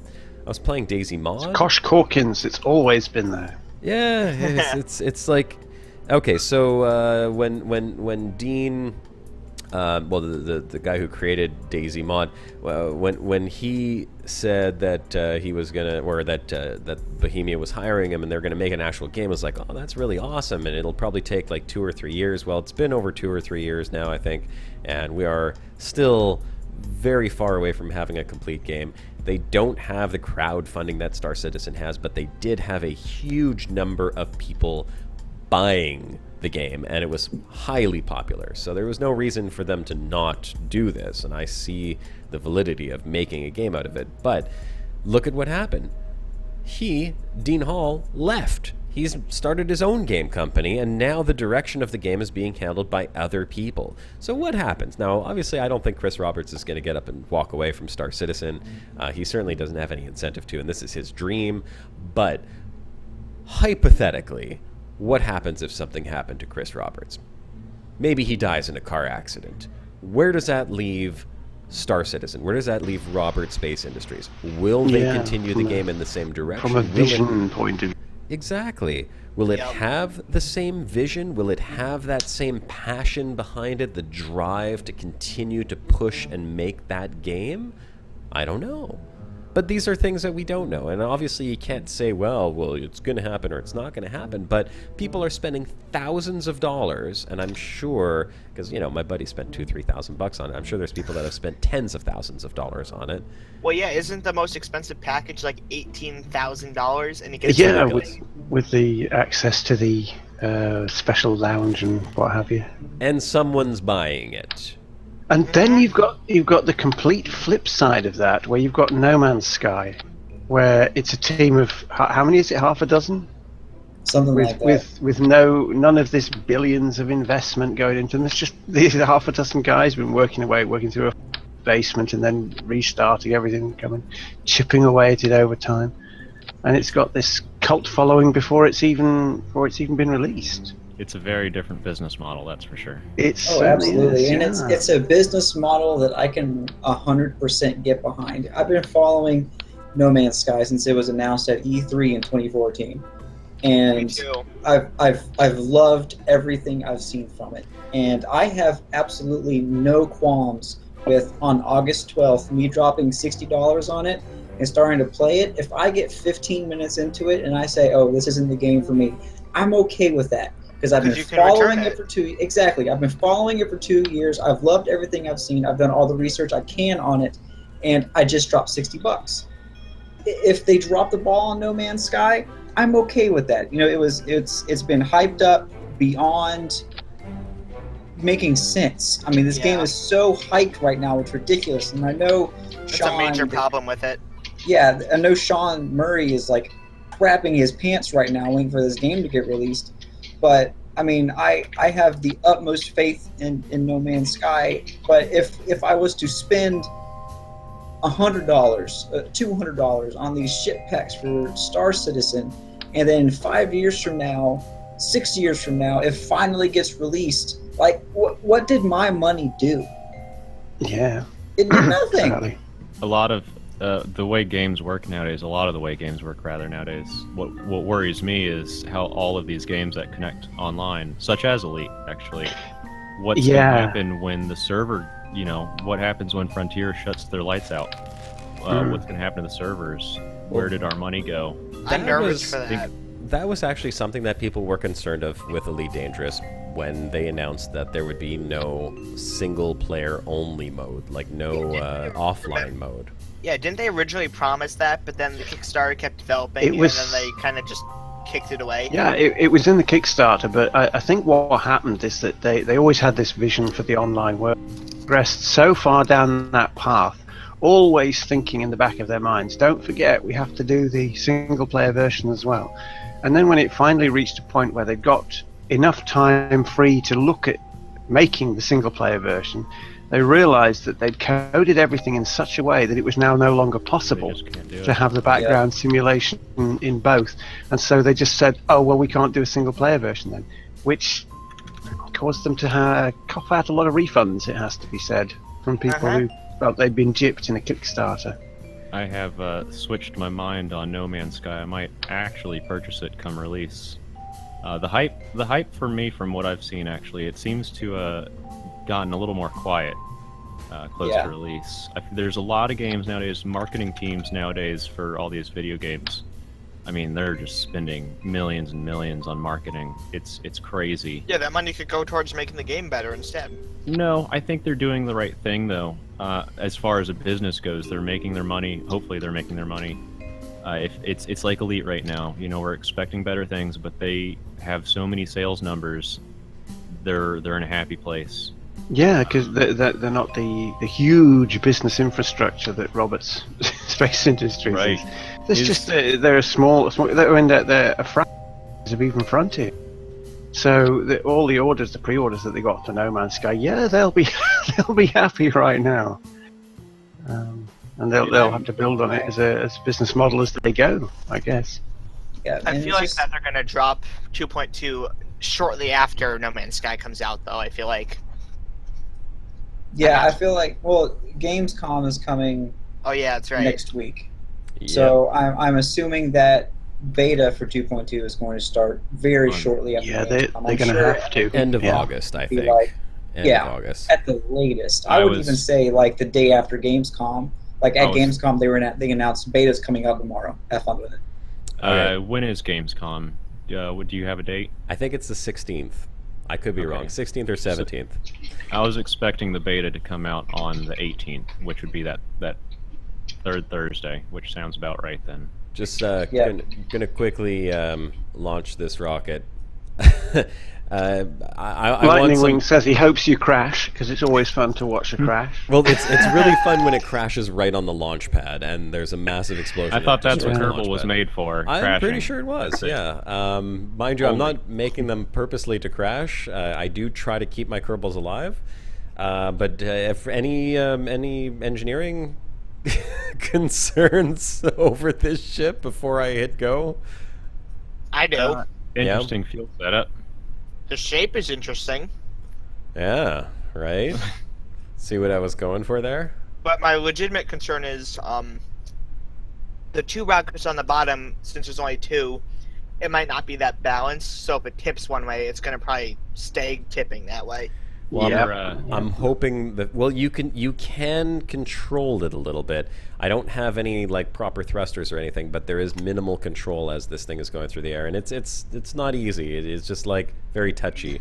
You kind of have to work Fox with says it. you need a proper countdown. You've got to role play it properly with a proper countdown. I'm not going to repeat what Paul just said, but T-minus 5 I seconds will of laugh counting. at it. 5, 4, main engine's on. 3, 2, 1. We are go for launch.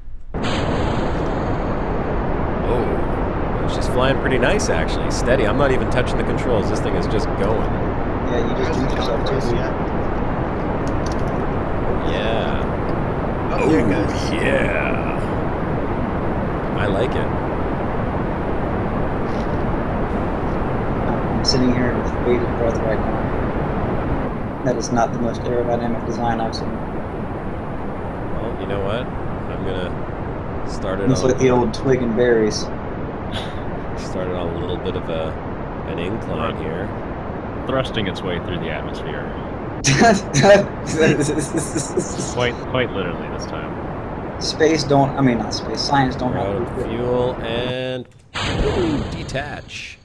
All right. Well, we're pretty high. This is way higher than the Kerbals have ever gone before. Look, we're at Josh Maxwell says you should do a Scott Manley impression. You should say, "There you go. You're above the atmosphere now."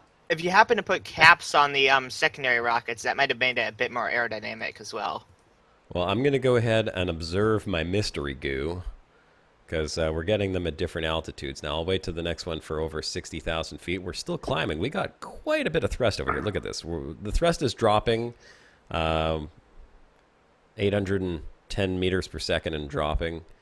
We're over 60,000. I'll grab that one. Wait for 70,000 on the next one. The goo's getting very cold now. This one here, it says the goose. No, I'm not going near that one.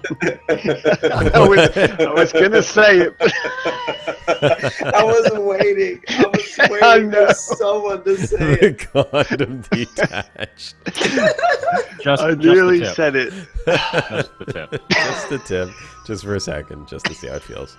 The goo is getting mighty cold. All right, well, we have made it to a suborbital altitude, I'd say, although I'm sure if we look at the trajectory this thing is taking, it is not going very far. Apoapsis, 104,000 meters. Well, we'll certainly break a record there. And once he gets there, he's going to come down very quickly. That's my only concern, is that this thing is going to take a fair amount of heat because of the angle it's going to be reapproaching the Earth, as you can see here. Be straight in the middle of the ocean. It's coming pretty much straight down. We'll just speed up time a little bit. Is it cold out there in space, Bowie? Let's see what it looks like here from the rocket. Well, it's a nice view from up here. Jebediah seems pretty content. It's like space! Look at space! Let's see what it looks like through the window. Oh, wow, look, you can see the horizon, man. Not exactly sure what that was. He's I'm tripping. not sure if I. He's a And happy little fella. we're gonna speed up the descent until, let's say, right about here, and then we'll take a look at what it's looking like. He's got a happy space potato face going on.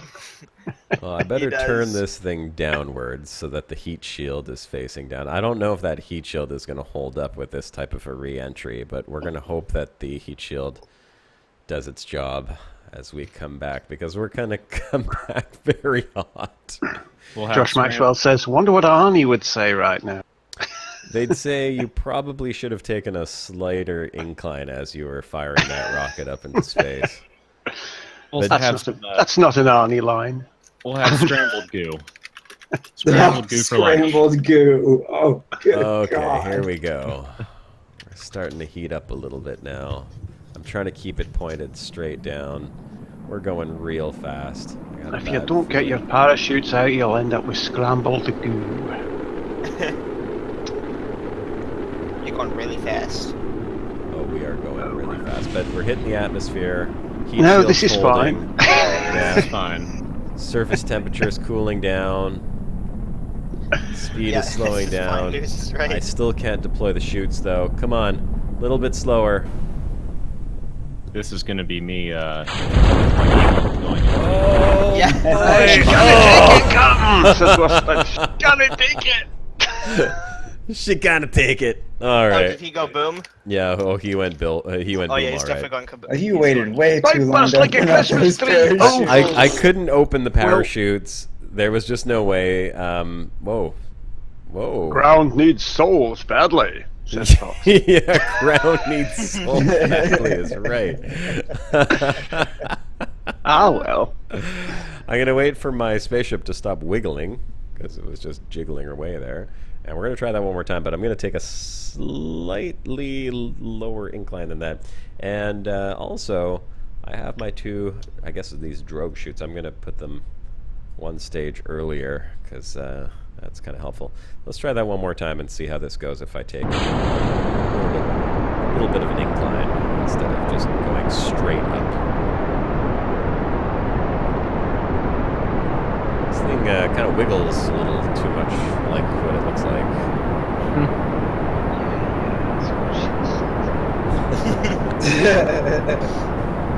In the meantime, you can think about how you like your cube. If you like it over easy or, sunny side up.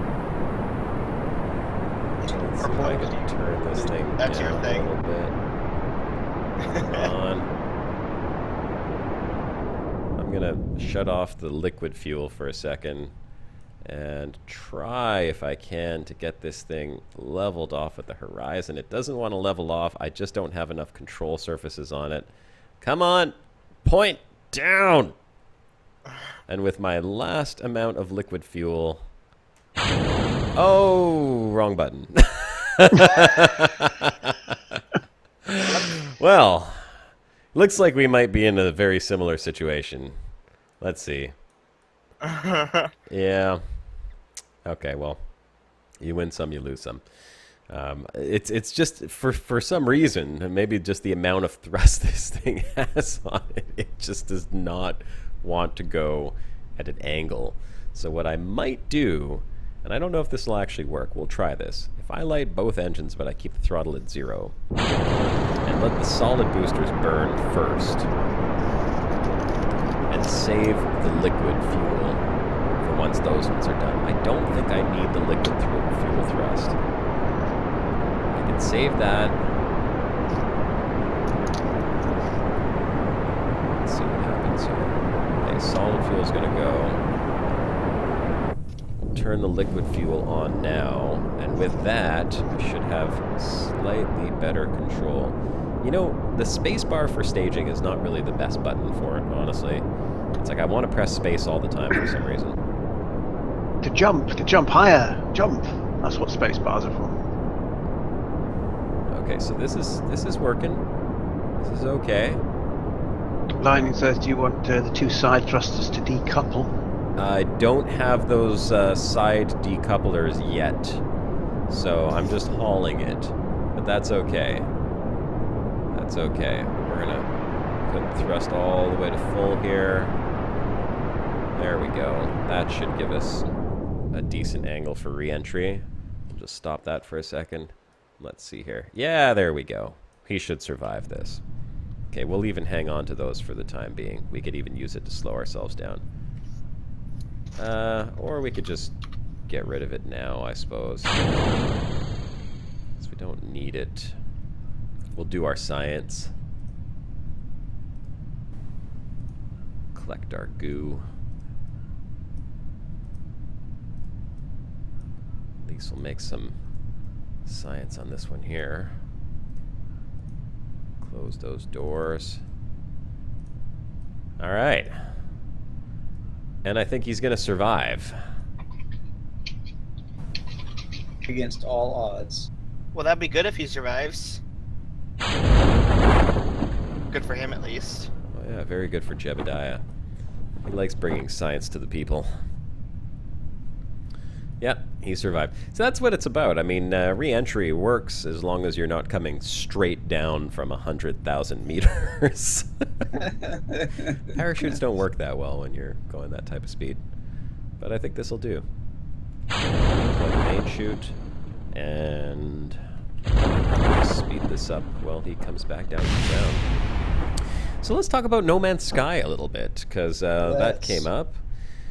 I mean, you're excited about No Man's Sky, obviously, Shibuka. Oh, yeah. Yeah, him and me both, yeah. Him and you both. I've got it on pre-order. I had it. Oh, you do? Long time, yeah. You know, I'm gonna admit, I'm not sure if I'm excited about it or not. And I'm sure you can understand the reasons why. Number one, I'm not crazy about the graphics of the game. Oh, see, that's where I think the I charm like lies. I'm a big fan of Chris Voss and Andrew Jones. Yeah. 70s sci-fi artists, wonderful stuff. So it's like sci-fi book covers from when I was a kid. Is No Man's Sky. Okay, well, let me clarify. I'm not saying it's bad.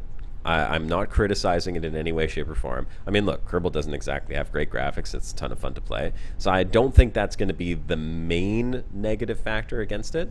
But I will say for a space game and a space exploration game, going from a game like Elite Dangerous to No Man's Sky, I almost feel like it is a little step back. It's a completely different game, and you can automatically tell this to be more arcadey because there is really no HOTAS support. You're going to be playing with a controller. Right. And that is something that I'm going to have to get used to, but the mere fact that there's, 16 quintillion planets?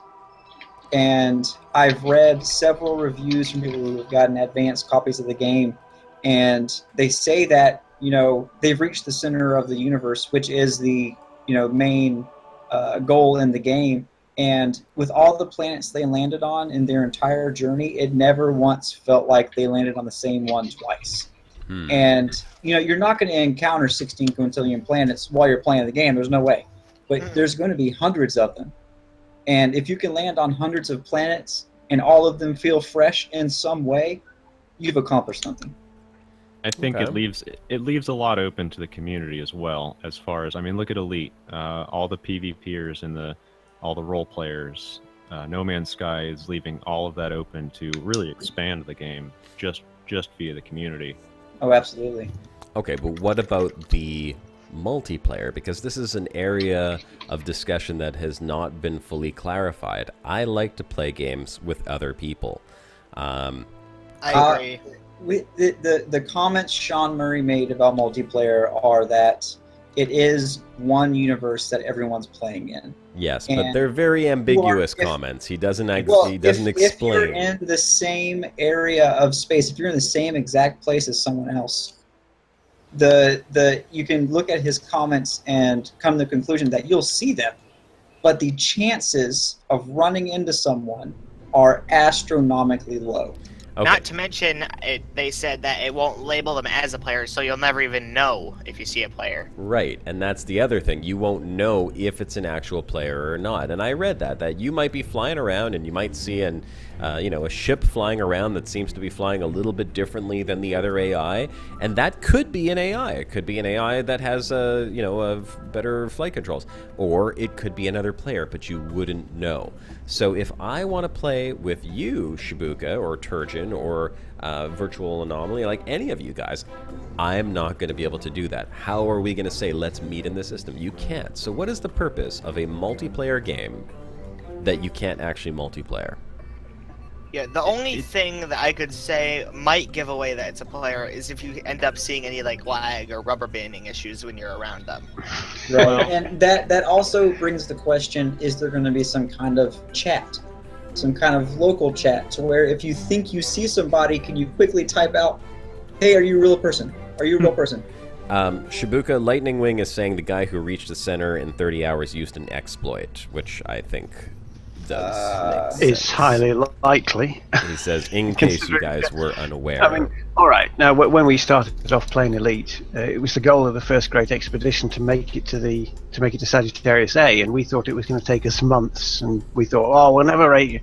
But when Frontier put the mechanics in and the fuel scooping and all, one of our guys made it there in, as fast as you could now. Yeah. And we found that our galaxy is not as big as Frontier thought it was.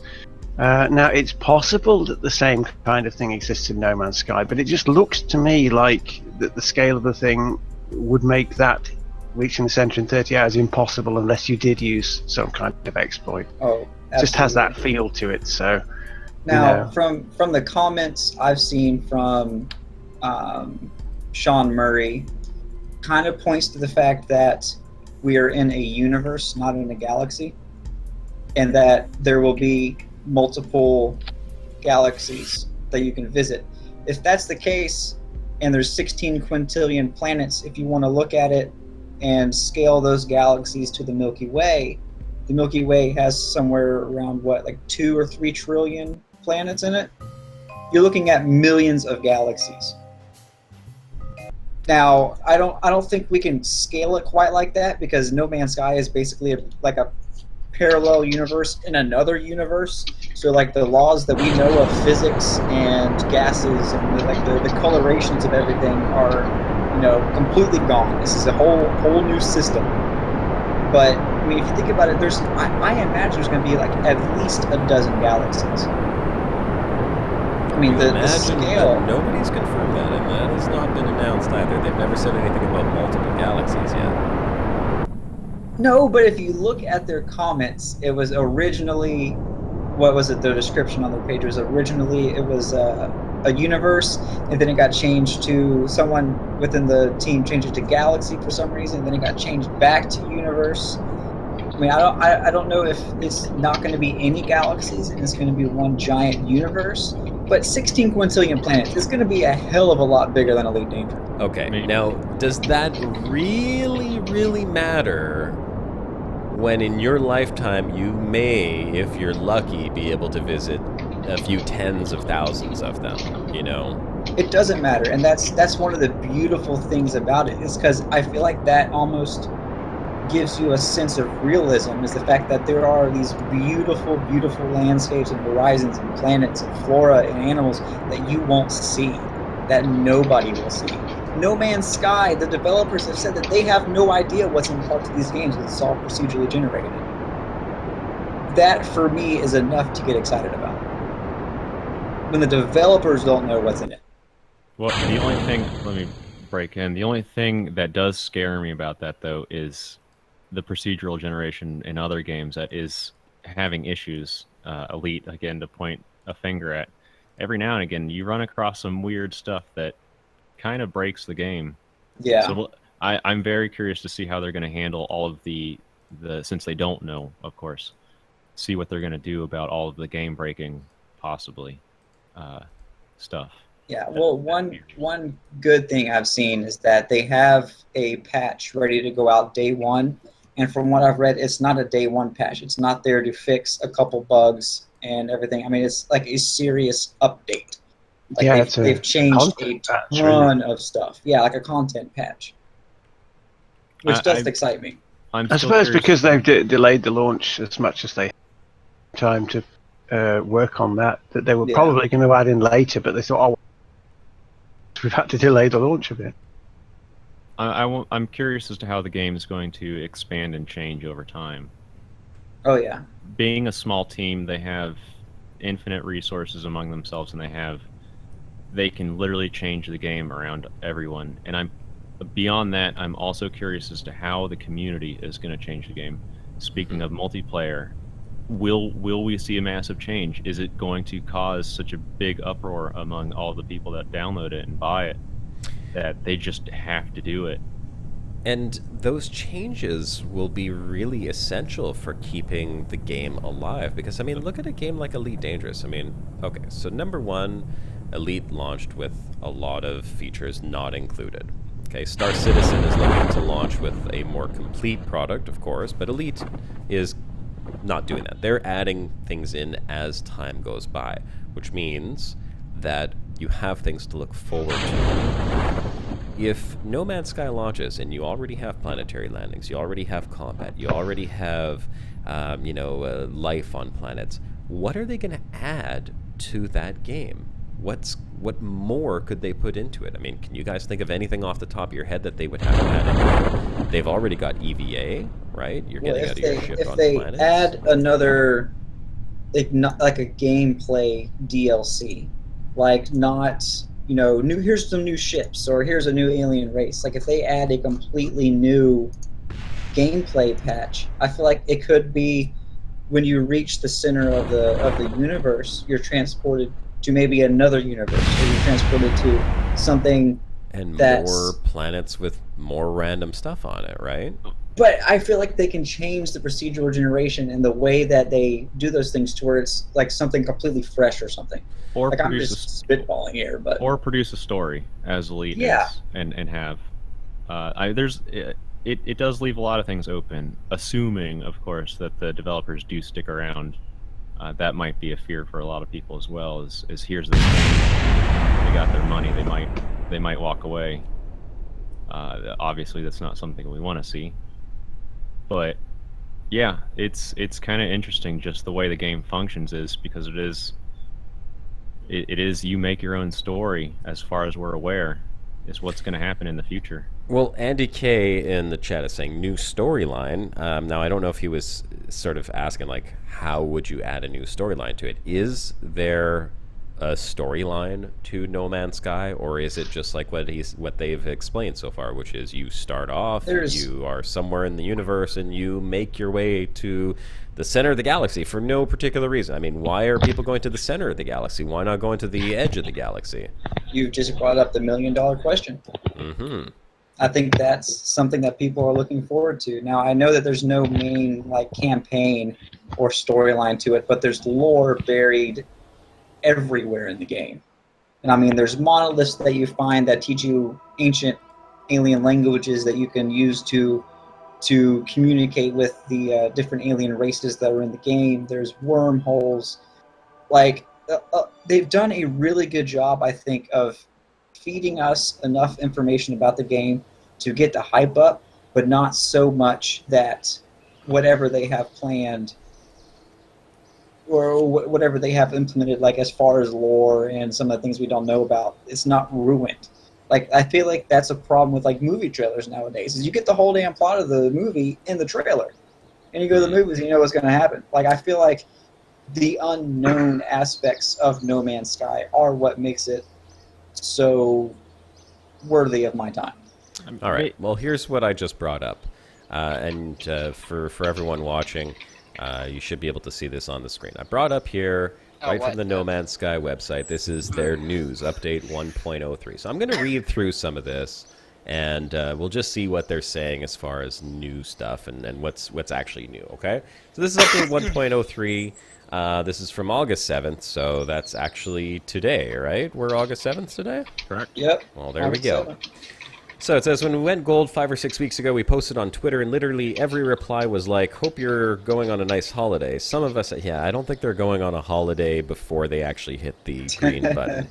You know, maybe a few months after, when they know that the game is released and stable, they may go on holiday. But I don't think they're going on holiday just yet. Some of us have. Okay, that's interesting. So apparently some of them are going on holiday. But I didn't want to. Not yet. I pictured myself somewhere staring out the window thinking about this game I've been working on for 5 years.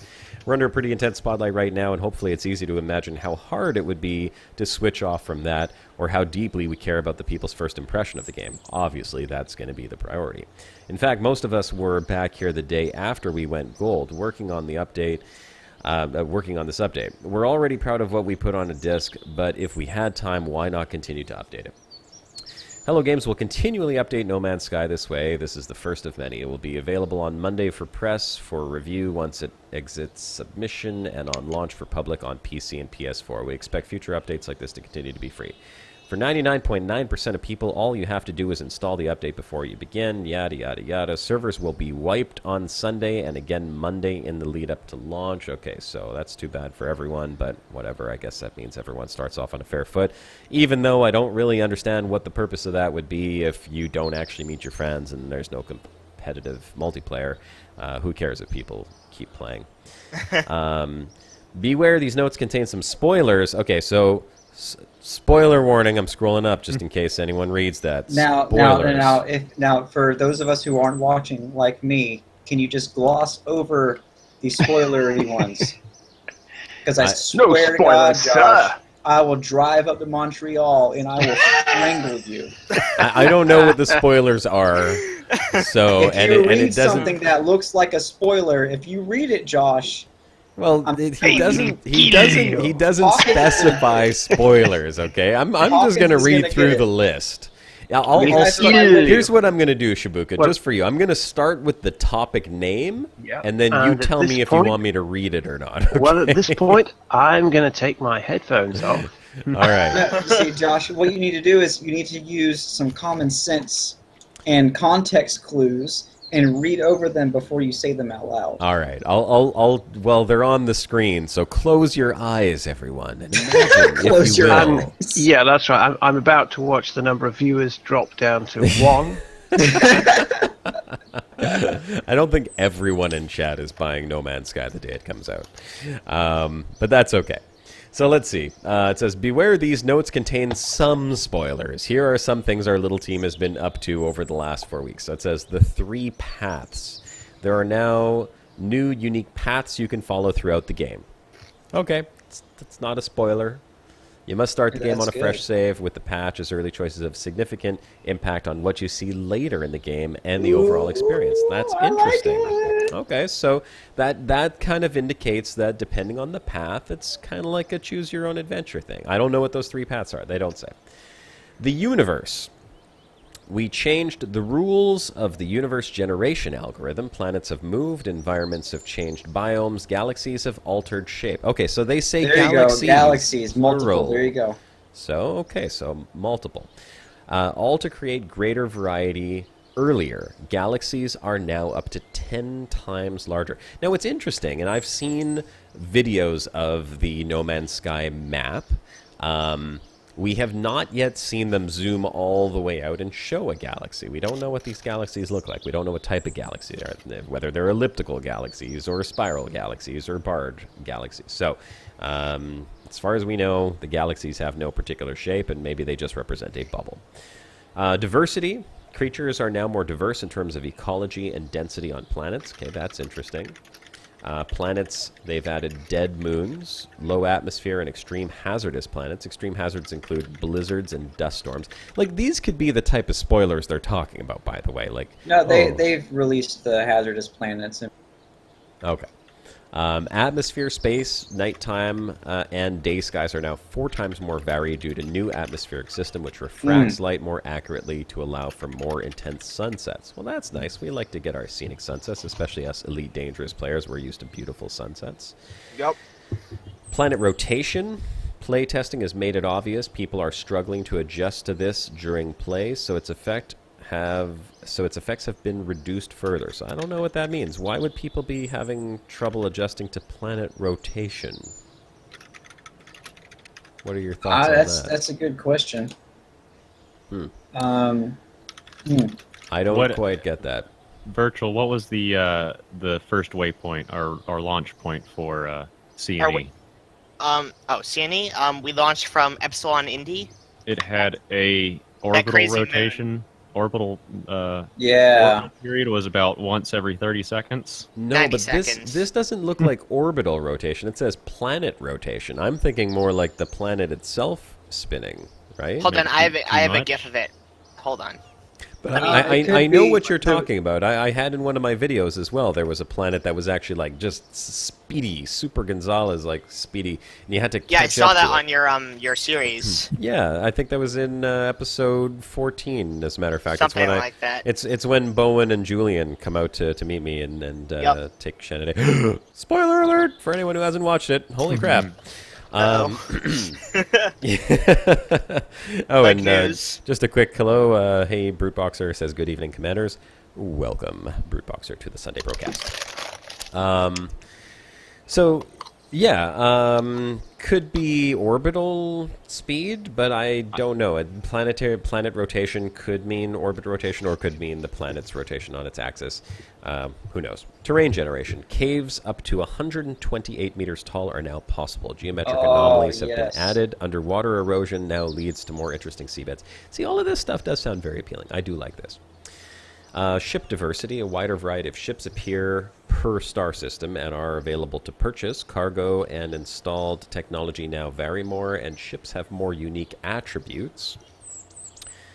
Inventory. Like oh, that's nice. Ship inventories now store 5 times more resources per slot. That was one of the complaints I heard from the people who got advanced copies of the game, was that their backpack could carry more than their ship. Okay. Trading is deeper. Star systems and planets each have their own wants and needs based off a galactic economy. Observing these is the key to successful trading. We still working on adjusting this based on how everyone plays, but all trading values have been rebalanced across the galaxy, giving a greater depth. A bunch of trade exploits were uncovered and have been removed. Feeding. Now this is interesting. I had never heard of this. Yes, feeding. Creatures now have their own diet. Based on planet and climate. Feeding them correctly will yield different results per species, such as mining for you, protecting the player, becoming pets, alerting to rare loot, or pooping valuable resources. I love it! How can you not be hyped for this game? well, who here has played Ark? If you've played Ark, I've played Ark. Survival, go ahead and put that in the chat. I'm curious how many people have played Ark. Ark is another one of those games where poop is a valuable commodity. You can use it as fertilizer, you can use it as a bunch of things, but I'm wondering if maybe that's what they're going to be using it for, because I know that there is like a construction or almost like a Minecrafty sort of element to No Man's Sky, but I don't really know how it works for the construction aspect. So maybe poop will be used as some type of fertilizer. Maybe there will be agriculture in the game, and you can grow your own food on a particular planet. But that makes me wonder, like, is there persistence? Like, if you make a change on a planet, if you walk up to a rock and you blow up that rock. Sean Murray has stated that if you do something small like that, it won't make a change. But if you, and these are his words, if you and a bunch of friends attack a capital ship in a system or a large ship and you blow it up, it will have consequences for anyone else visiting that system. I wonder if you can end up building planet-killing weapons. That would be awesome. Oh, that's no moon. That would take me back to the days of Spore where you had the Planet Buster. Oh, yeah. Heck yeah. Moving right along, we have survival. It says reaching hazard protection... recharging hazard protection requires rare resources, making shielding shards useful again. Storms can be deadly. Hazard protection and suit upgrades have been added. Liquids are often more dangerous. Now that's interesting, because I haven't actually seen any of the atmospheric effects in anything that I've watched, and I've purposely been avoiding, because I don't like spoilers in all of the trailers and everything we see. It almost retracts from the game a little bit. Graphical effects, lighting, and texture resolutions have been improved. Shadow quality has doubled. Temporal AA didn't make it in time, but it's so close. There's some balancing, some combat, auto-aim, weapon aim has been completely rewritten to feel more gentle in general. Space combat, advanced techniques have been introduced like brake drifting and critical hits. Okay, so you got critical hits in space combat.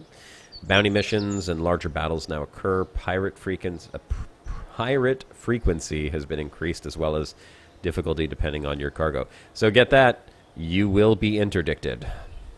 Indeed. Exploits, infinite warp cell exploits. Okay, we don't care about exploits. Stability, space stations, interiors. Oh, so there's interiors for space stations as well. That's cool. Yep. Bars, trade rooms, and hydroponic labs have been added. Well, you need your hydroponics in your space stations, of course.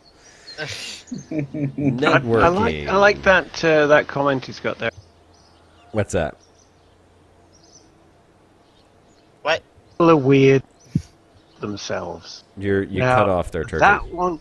I'm sorry, he said people using these cheats were ruining the game for themselves, but people are weird and can't stop themselves.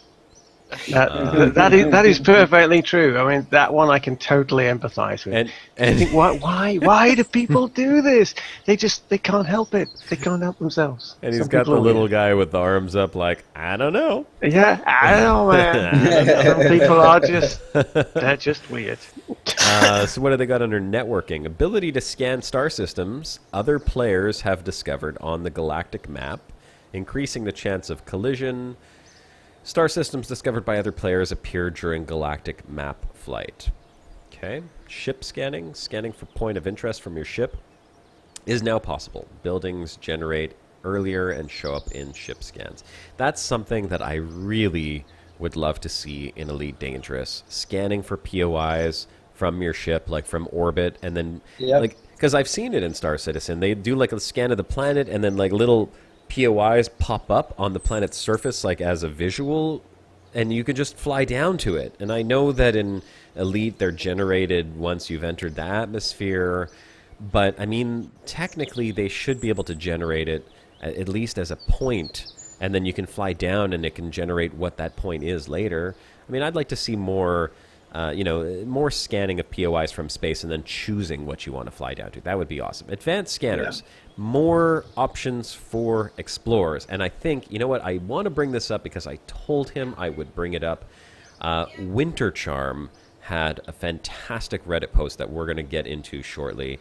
We're going to talk about that after we look at this No Man's Sky, because we have still a good hour and 10 minutes for the broadcast. We'll get to Winter Charm's comment in a minute.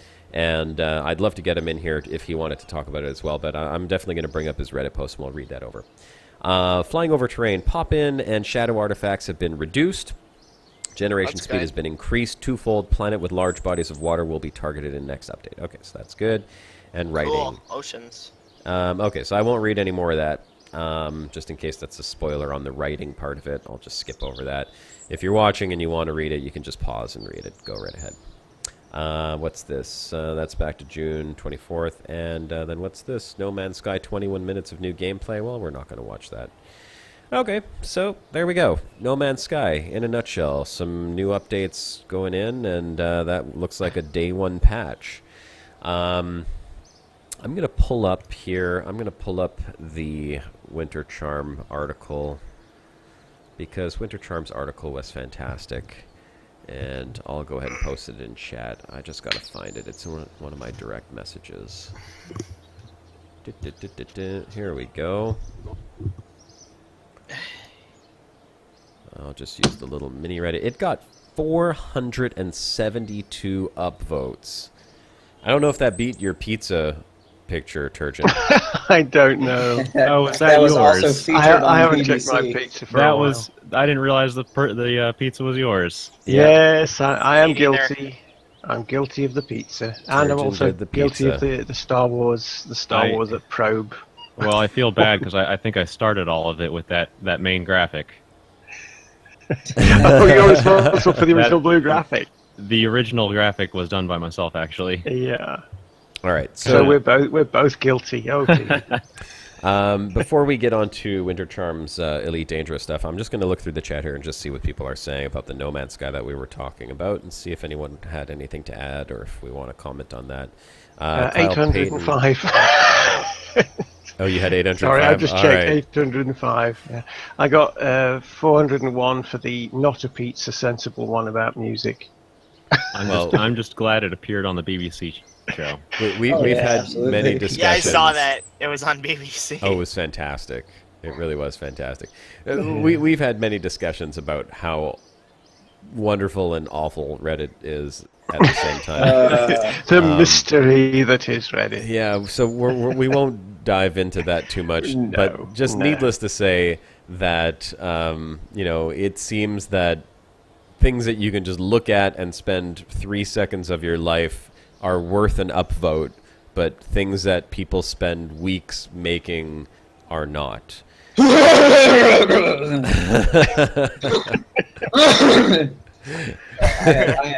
had some bullshit in my throat. Good. Unless you're a particularly liked individual, in which case you get tons of upvotes instantly.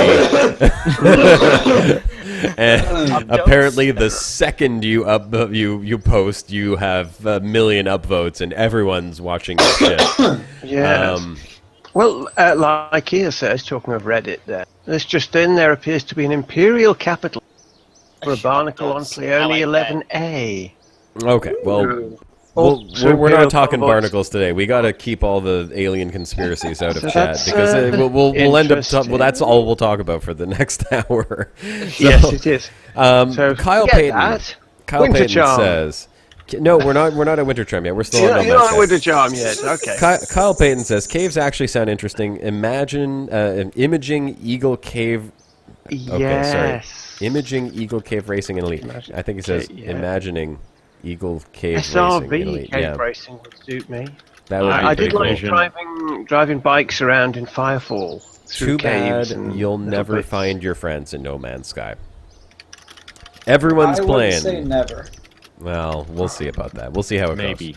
goes. I put $5 down that you're not going to find your friends until at least you hit the center of the galaxy. Maybe that's where it is. Center of the galaxy is like a big bro bar. Maybe you're wrong. Maybe FSD. Shabuka and I will deliberately try to find you. Well, I'm sure many people are going to be deliberately trying to find each other, but I just have a feeling that you won't. So we'll see how it goes. Anyhow, $5 going to one of you guys if you can actually find each other. To both of us. Come on, cowboy up. Let's go. $5 each. Don't be a biker, man. Shibuka, you owe me $5.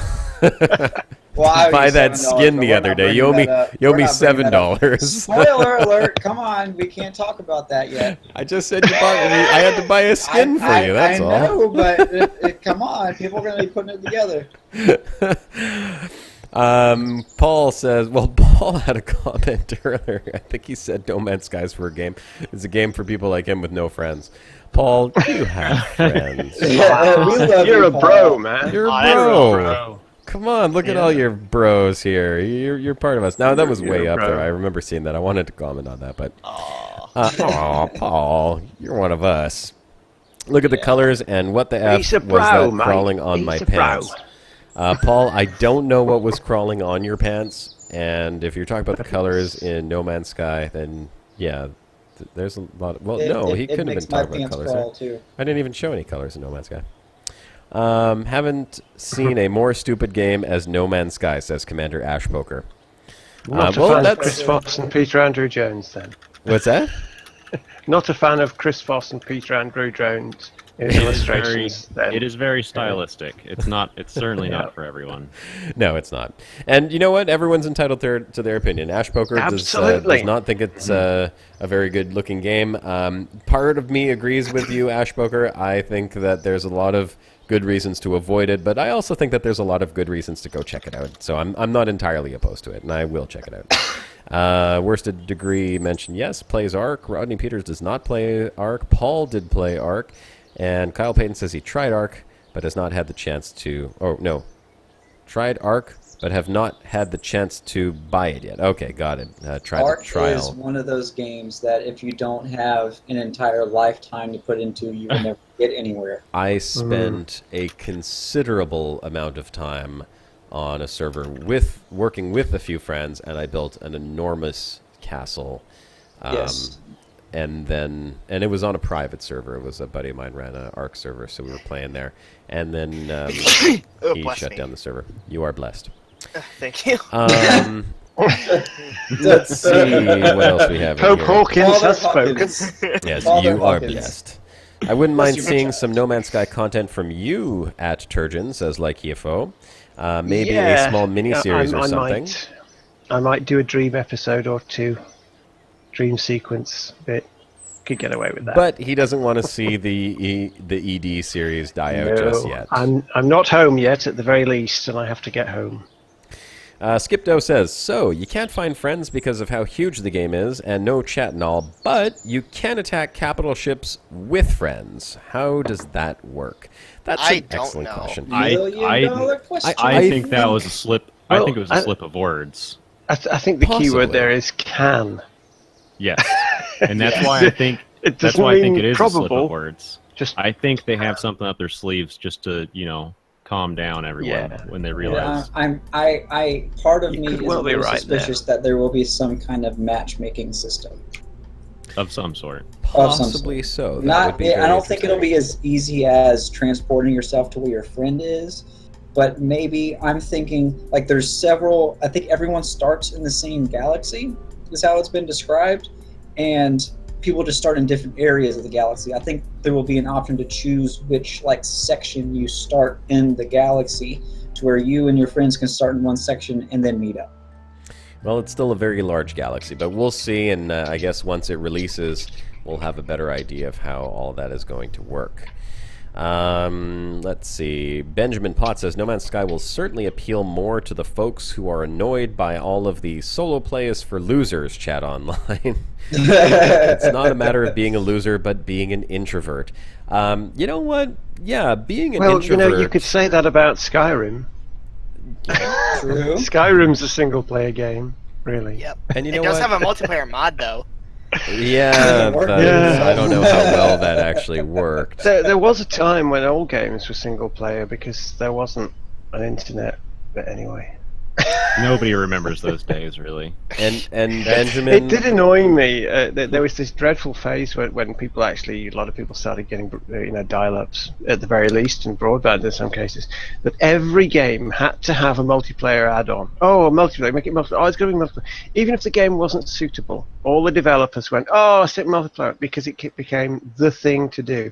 And there's still an essence of that mindset around now. Some games just work better as single player. stories that unfold for one person. I'm And going to sticking use- multiplayer on top of things is just a mistake sometimes. I'm going to use Mass Effect 3 as the perfect example of that. Exactly. Now, But I want to that's say... a topic for another broadcast, because I can go on Indeed. about that. Well, I don't know. BS This for is the one about space game. Lots of different ones. I think Mass Effect 3 is fair.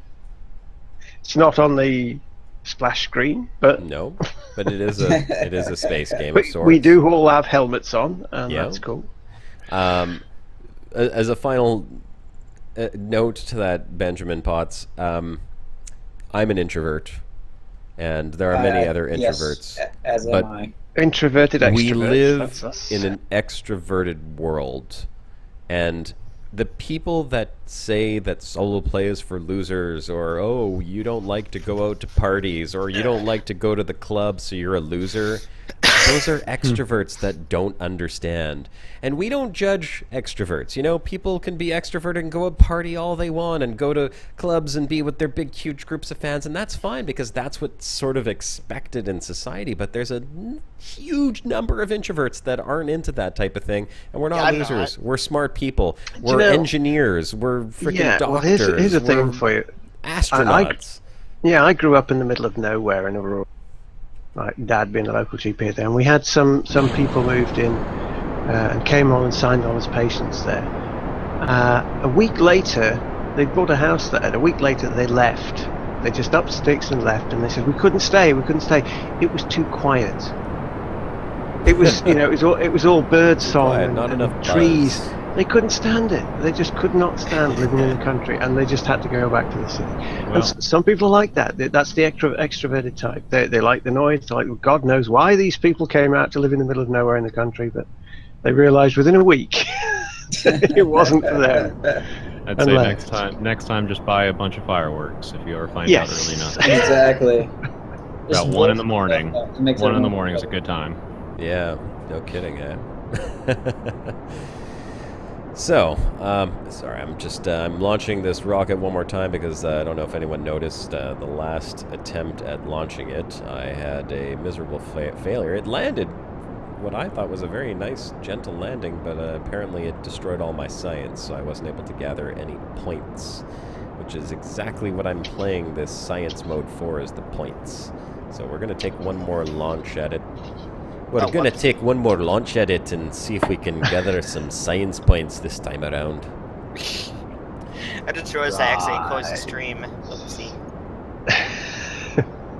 And there we go, it's back. I'm alright. I'll live. Alright. You see, the whole planet is surrounded by science. Floating clouds of science that you've got to pick up and take back with you. Let's pop off these rockets. What's up, news? Unless he blows up. Oh, Yeah. Unless it blows up. Then it's still science. Science does not survive explosions. No, No, science typically not. rarely does. Well, I mean, they did manage to recover. The footage does. True. The footage does. I don't know if you guys remember this. There was a science mission that they had sent off. It was basically just to capture particles of a comet, and they were going to capture them in this astrogel of some kind. And beautiful stuff. they had this incredible scheme of how it was going to re-enter the Earth, and the parachutes would deploy, and this guy had trained in a helicopter with a hook on it, and he was going to fly the helicopter and hook it out of the sky, and it was amazing. He would only have one chance, and they were filming the whole thing, and the thing re-entered, and the parachutes did not deploy. Oh. It just crashed into the ground and created a small crater, and all of these tiny little fragments that they had captured were now basically permanently spoiled. Well, they have managed to save some of it. They managed to recover some of it, interestingly enough. I was pretty impressed by that. But it certainly wasn't all of what they were hoping for or looking for, unfortunately. But needless to say, it doesn't mean that every time science equipment goes boom, they cannot recover data. And let's deploy our other parachute. Let's see if Jebediah comes back with some data.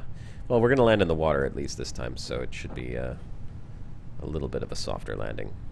We'll speed that up. Whee! Go, Jebediah. He's having a great time. He looks like he's on something. He seriously does. Dude, man, the colors. Look at that, man. He is. He's drooling. He's seriously drooling, that guy. Little known fact: Onion Head is Kerbal. Onion Head is Kerbal. We're smoking the Kerbals. It's Silent Green is people. Onion Head is Kerbals. Yeah, that balances out. All right, Jebediah, bring That your sounds about science back right. to Earth. And we'll just wait until he lands, and then we'll get on to Winter Charm's exploration comments, because that was some truly incredible stuff, and he took a lot of time to write it up, so there's a lot of great points he brings up in there. And the data survives. All right. Cool. Congratulations. Thank Rose you, Davis and Jebediah. Eric. No, man, I can't swim. We'll recover this, and let's see. We got some science. 34.2 science for that one. That's the best one I've got so far. So before we go ahead and get to Winter Big Charm, bag of science. I've got 46.4 science. All right. Bag of science. There you go, man. Bag of science. For those of you in chat who play Kerbal Space Program, perhaps you can point me in the right direction. You can see what I've got unlocked right now. I've got 46.4 science, which means I can go to the basic science. I mean, this seems like the most logical one to go with if we're going for science points, because I get a Probodobodine Stay What? Putnik. Probo what it was? The Probodobodine Stay Putnik.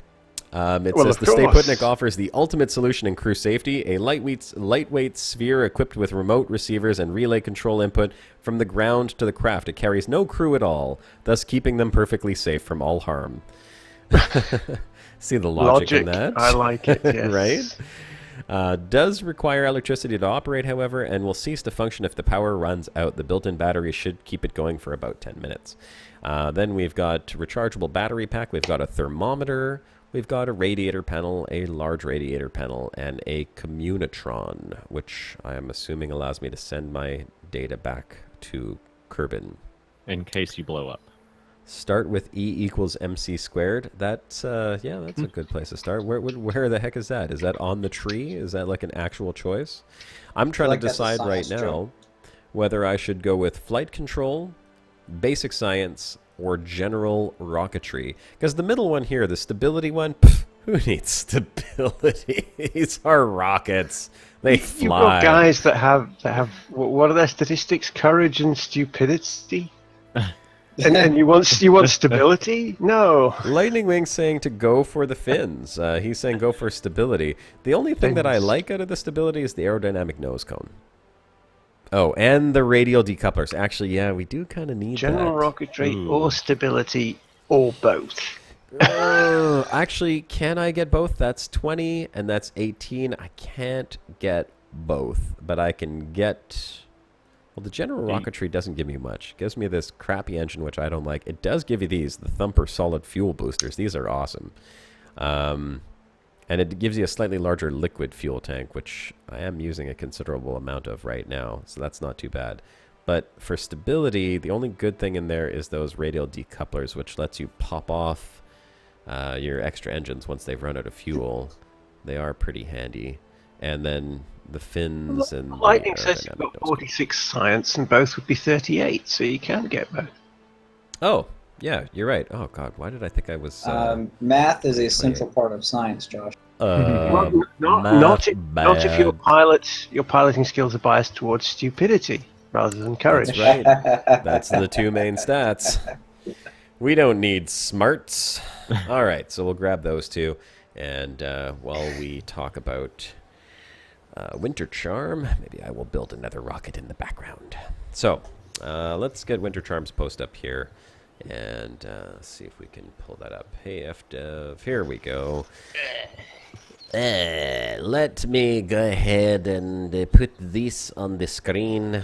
I don't know if this will work, but I will try. No Man's Sky? No, that doesn't work. Josh Maxwell says, go EVA around the KSC. There is a lot of science to collect. I assume it's just floating around there, waiting to be scooped with a butterfly net or something. You mean just walking around the Space EVA. Center? EVA around the KSC. Well, the KSC is the Space Center, and EVA means like you could jump your Kerbal out of his... Extra vehicle. Yeah, yes. He So can walk around. I just didn't know you can get science. What kind of science? Can you I don't tell know. me what type of science you collect? Is it just like on the come ground? on, Josh. What kind of science do we need? Very small rocks. It's just stuff, man. All right, we'll go Kick window over that capture, stuff. Reddit. Okay. I found a new color, man. Is that what it's gonna be? Hey, here we go. Find different types of seashells. If you go Find near the different water. types of seashells. Whether Paul says you want to EVA around the KFC and kill the. All right. So here we go. We've got Winter Charm's Reddit post up. And I'll put a link in Got what? the You cut chat. out. Winter Charm's Oops. Reddit post. Did I Oh, okay. did I really cut off there? Here we go. For me, Yeah. you did at least. We're both cutting out a lot today, apparently. Okay, there Discord hates is the Reddit link. If you guys want to take time to read it on your own, and let's read what Winter Charm has to say. It says, "Hey FDev, let's talk about adding variety and interactivity to exploration by giving us science, man. Oh, I saw that post. That looks like a really interesting idea. Yes, very interesting. Well, let's look at the structure, because he clearly took a lot of time to structure this in a way that people will be able to read it and appreciate what he's putting out here. So let's just go ahead and see what he has to say. So, add two modules that let you drop probes into planets, nebula, and black holes. Gotta buy and carry those probes with you and scoop them up when they're finished. The risk of carrying cargo and the effort of collecting them, or collecting this data, is rewarded by engineering data/materials and by a nice credit bonus when you finally turn these in. Read on to find more. From a gameplay perspective, what could be done to make exploration? Okay, so 1, more interactive gameplay rather than just scanning. 2, more varying in what you do aside from scooping, scanning, and jumping. 3, give players better and more meaningful rewards/payout, but at a cost. So there's a risk versus reward. And 4, more closely with engineers, so it's not just a requirement for unlocking a few of them. Here are 2 modules to address these issues. The 2A Stellar Scientific Suite. He's got the weight. I mean, he's clearly thought this out quite a significant amount. Used for space science. And the 2A Planetary Scientific Suite, used for planetary science. Each suite has a few special functions. These menus are accessed by the same area as the planetary vehicle hangar. The default key is 3. That's interesting. I didn't know that. This is the panel that's in your lap. There's a space here for ship launch fighters, and for those modules, these will also be fun and rewarding things to do. Read on for the probes that each suite will launch. On the topics of rewards, all payouts discussed in this post are dependent on distance from Sol. I like that. I think that's smart. The further away you do these experiments, the more they should be worth. Hint, hint, FDev, for planet scans and all the likes. Wouldn't that be nice, hey?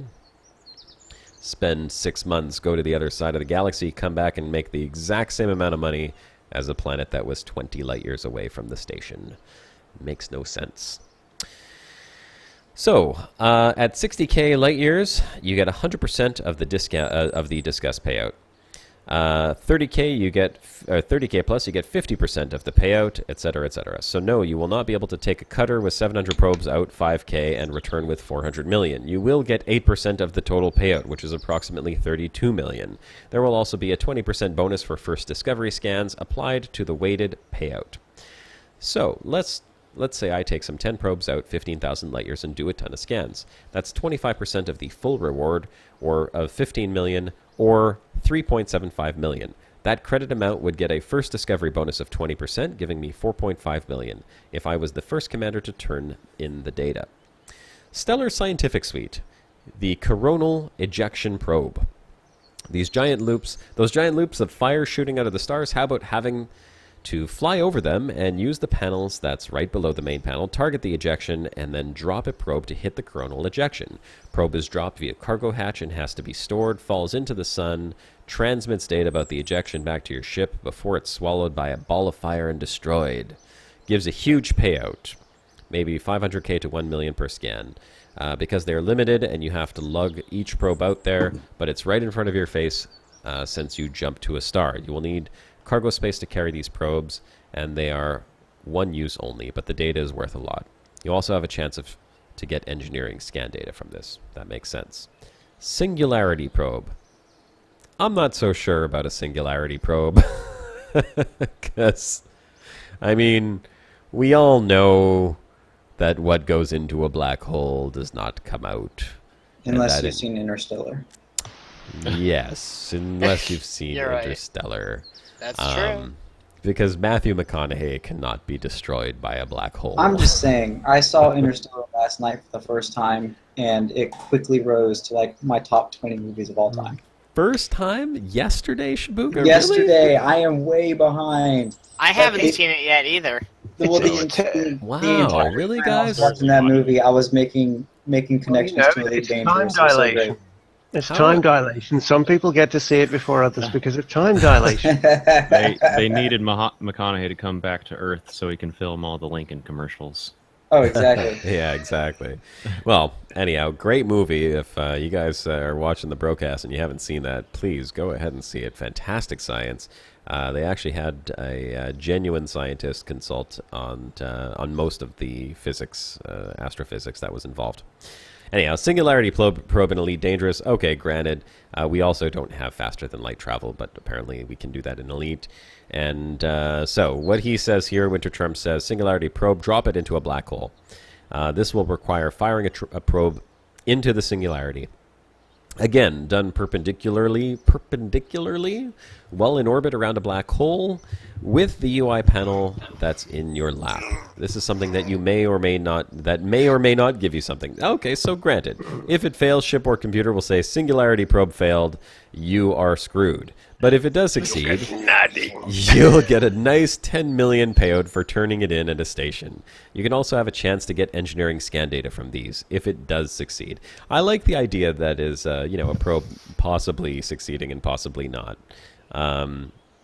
You'll hear the shipboard. Honestly, I would like to see much more functionality to something like that. I would love to see you have to control the probe and get as close to the event horizon as possible, and then have some gameplay mechanic or a mini game where if the probe hits the event horizon, it's destroyed and lost. But if it's right next to it, you can collect scan data, and that could be something that would be really good for multi-crew. Like your engineer or your multi-crew on your ship could have mini stations or stations that can do mini games like that, like Star Citizen. We're talking about Star Citizen earlier. Star Citizen has some really cool looking mini games for like mining and stuff. You have one person that controls the laser and the depth of the laser. You have another guy that's watching pockets on the planet and how they're reacting and the volatility of it. But you need that for multi-crew. If multi-crew in Elite is just all control the power distribution while you fly the ship, that's going to suck. And I don't think they're going to do that. I'm hoping and I'm praying that I'm right on this, that they're not just going to do that, because that's not going to be fun. I mean, okay, another use for multi-crew in Elite Dangerous, you can have someone plotting your course for you, your routes. But again, who is that going to be useful for? Explorers? Yes. Everyone else? No. It's terrible. Well, explorers are famed for going out in several people in one ship, It's so what explorers do. It would speed up the exploration process if you had someone plotting a route while the other person's flying and scooping and, scanning. One person could spend all that time that we all spend as explorers now on the galaxy map going, okay, well, hey, look, there's something, let's fly over there. Even the system map. If you were bothered about getting things done quickly, you wouldn't be an explorer. Well, that's true. That's true, but multi-crew exploration vessels certainly have an advantage over a single-crew exploration vessel. I feel like it'd be a lot easier to spot a planetary nebula that way too, if someone's always scouring the galaxy map. Exactly. Yeah. Now, is it fun for one person to just sit and scour the map? I can tell you I've spent countless hours scouring the galaxy map, and it's not really that fun. Sometimes I just get lost in it, though, and it is really cool. I mean, they did a great job at the galaxy map. But does that mean that it would be fun as a minigame? I don't know. However, needless to say, we're getting a little off topic, and I digress. We're talking about Winter Charms. That's because we're a multi-crew. That's right. Next topic. So Singularity Probe, very cool. Although I hope that if they do add stuff like this, it'll be more part of like the multi-crew. And if they can work these into multi-crew and give that second person, like I said, some little mini games or things that they can do, that would make multi-crew even more fun. Nebular Composition Probe. Drop it into a nebula. It'll fly around and collect gas particles from a nebula if you're inside one. Chase it for fun, and it'll eventually run out of power, and then you'll have to scoop it back up. Gives you some engineering elements, and the nebular sample that it becomes is a cargo item and can be sold at a station. Again, giving you a nice payout, but not too much. Sounds like collect a limpet on Onion Head. Yeah, That you know what it works. should be? Next I'd fire say group. you can collect all these nebulous samples and then sell them to people who want to huff the nebula samples. Like, oh, yeah, man. That heart and soul nebula is awesome, man. Well, if you think about it, how good is that as a rare good? It'd be great as a rare good. People that would want a bottle of Heart and Soul Nebula. Exactly. gas. You know, and Like, eventually... we have spring water from God knows where on Earth. Special Eventually, spring water. you have a display case, and you can display them, and maybe it would have, like, the colors of the nebula in it. I don't know. Maybe you can, like, ionize it with a little ionizer. Well, you and can do it'll that show the colors. in Star Trek Online. You can have little things displayed in your captain's cabin, and one of them is some swirly... Right. Where's Gas, our I forget which one it is. swag? Where's our loot? I want Yeah. to show off my loot in my ship. You know, once I turn around and leave the cockpit, I want to walk into my trophy room. You guys should see the shelf behind me where I'm sitting right now. There's my trophy shelf. I've got all my awesome figurines on there. I've got my Hot Toys Iron Man up there. $400 stupid figurine. Which on your Dreadhalls vid, I think. Oh yeah, you probably see it in the Dreadhall vid. And I Yeah, thought, oh, I like that shelf. I've got the whole Justice League back there too. I've got the Enterprise. I've got a Death Star. I've got a whole bunch of stuff back there. I've even got a Shaun And of the that's Dead. what you want in your ship. Exactly. Your swag I room. want a swag room, a swag shelf in my ship. How come we don't So have if you a ever swag shelf? encounter any aliens, you can invite them aboard. Say, behold my swag room. And Filmy Binkerton says, and stuffed animals. I love stuffed animals in my spaceship. Actually, I don't have any stuffed animals on the shelf. I think there is one in my guest bedroom. Trumbles. What I have do a have on my stuffed, shelf, I have the Voltron that I got when I was like 7 years old on the shelf. Is up there. All of them assembled into the giant robot form. And get this, I walk into a thrift shop when I was like, I don't know, 33 years old or something like that. I don't remember, 31. I walk into a thrift shop and I'm just rummaging through these bins, and I pick up this old piece of brown cardboard and I flip it over, and there's Voltron's sword and shield in the original packaging from the guy that I have. I lost his sword, so I was like, oh my god, I love this. And it was like $1.50. It was written in marker on it, $1.50. I went up to the front, I'm like, is this $1.50? They're like, yeah. I'm like, okay. Walked home, put it on my shelf. I'll never open it. That's awesome. Yeah, it was pretty cool. All right, let's get back to Winter Charm. So, nebular composition probe, great for huffing nebular samples for those people who want to taste the rainbow. Planetary scientific That's got to suite. be a thing. Taste the nebula. Deep soil sample probe. For those of you who want to get deep and dirty. Fly above the surface of a planet in normal space, drop out of supercruise. You can drop the probe into an area that may be hard to reach via SRV, say canyons, large craters, etc. The probe drops down and samples the soil. It then fires the sample back up into the air where it hovers for 30 seconds, giving you the opportunity to scoop it up. I like that. It's a timed thing, and you have to go scoop it up within a certain period of time. That's kind of cool. Gives you surface elements from that planet, engineering/synth micromaterials. What you get will depend on the planet, and you can sell soil sample back to any station. Once again, nice payout because there's more trouble to go through, so the effort will be rewarded by 1 million credits or so, and some nice engineering materials. And once again, maybe you can get like a rare thing, like a rare gem, and then you can put that gem on your swag shelf. I don't know why he didn't put swag shelf on every single one of these. Yeah, suggestions. for your swag shelf. For your swag shelf. He's also got atmospheric sample probe. Drop into a gas giant. That's something I'm sure we'll probably see eventually, like gas planet scooping and stuff like that. Remember that you cannot land on these, but the thing can survey the giant. But this thing can survey the giant. And fire a rocket-propelled sample back into Yeah, orbit. there's life in there too, of course. Yeah, there is. Scoop So, up some life. those are the different planetary suites and the different probes that he suggests. The rationale is that all these probes carry a risk/downside/effort. This is extra weight on your ship, which will reduce your jump range. You will have to carry cargo as well. These are all probes, so you need to use them from your ship. You'll have to drop to normal space for most of them. The cargo can also be carried back to stations and sold for a reward. However, this is an additional risk to explorers because cargo equals more interdictions when exiting/leaving occupied space or the bubble. It says this will also encourage larger ships to go out and explore, and you purposely cannot synthesize these on the go. This isn't crude ammunition or something. These are expensive, delicate pieces of science equipment, man. So yeah, very cool. I love all of these ideas. And you know what, it'll also encourage a different type of piracy if you think about it. Maybe pirates will go towards the edge of the bubble and hunt for explorers coming back so they can steal their science data.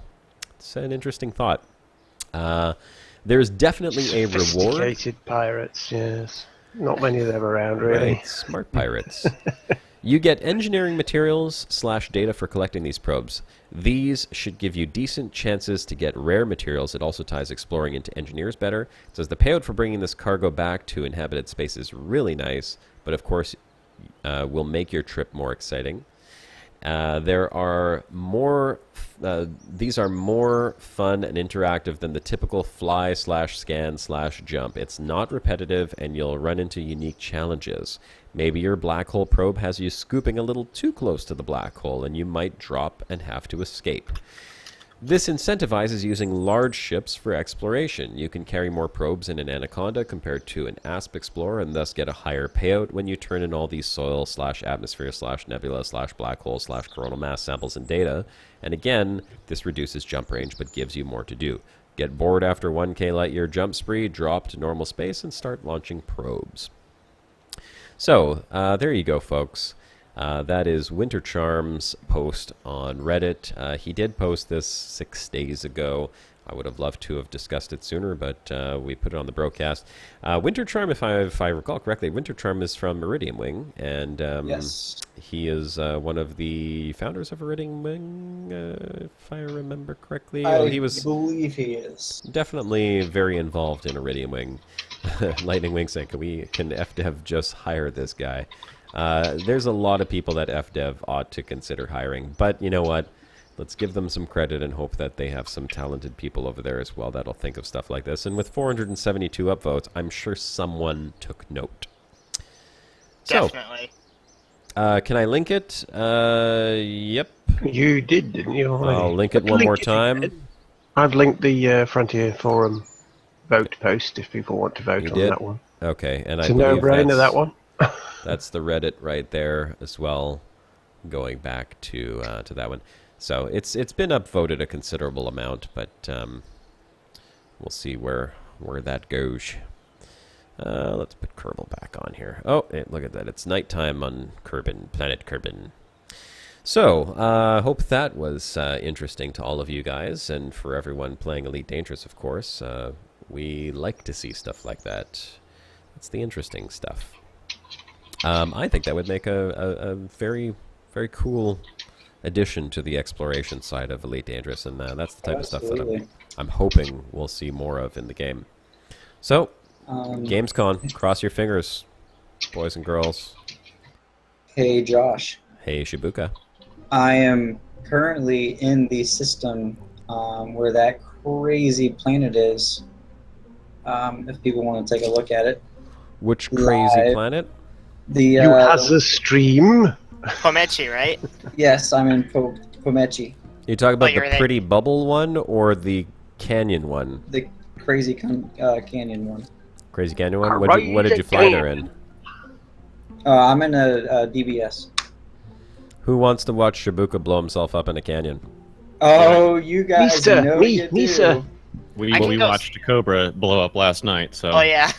Okay, Shibuka, one condition we put your stream on. We want to see extreme canyon racing while you're down there. Absolutely. I'll With- get my with- courier and go meet him. With flight assist off.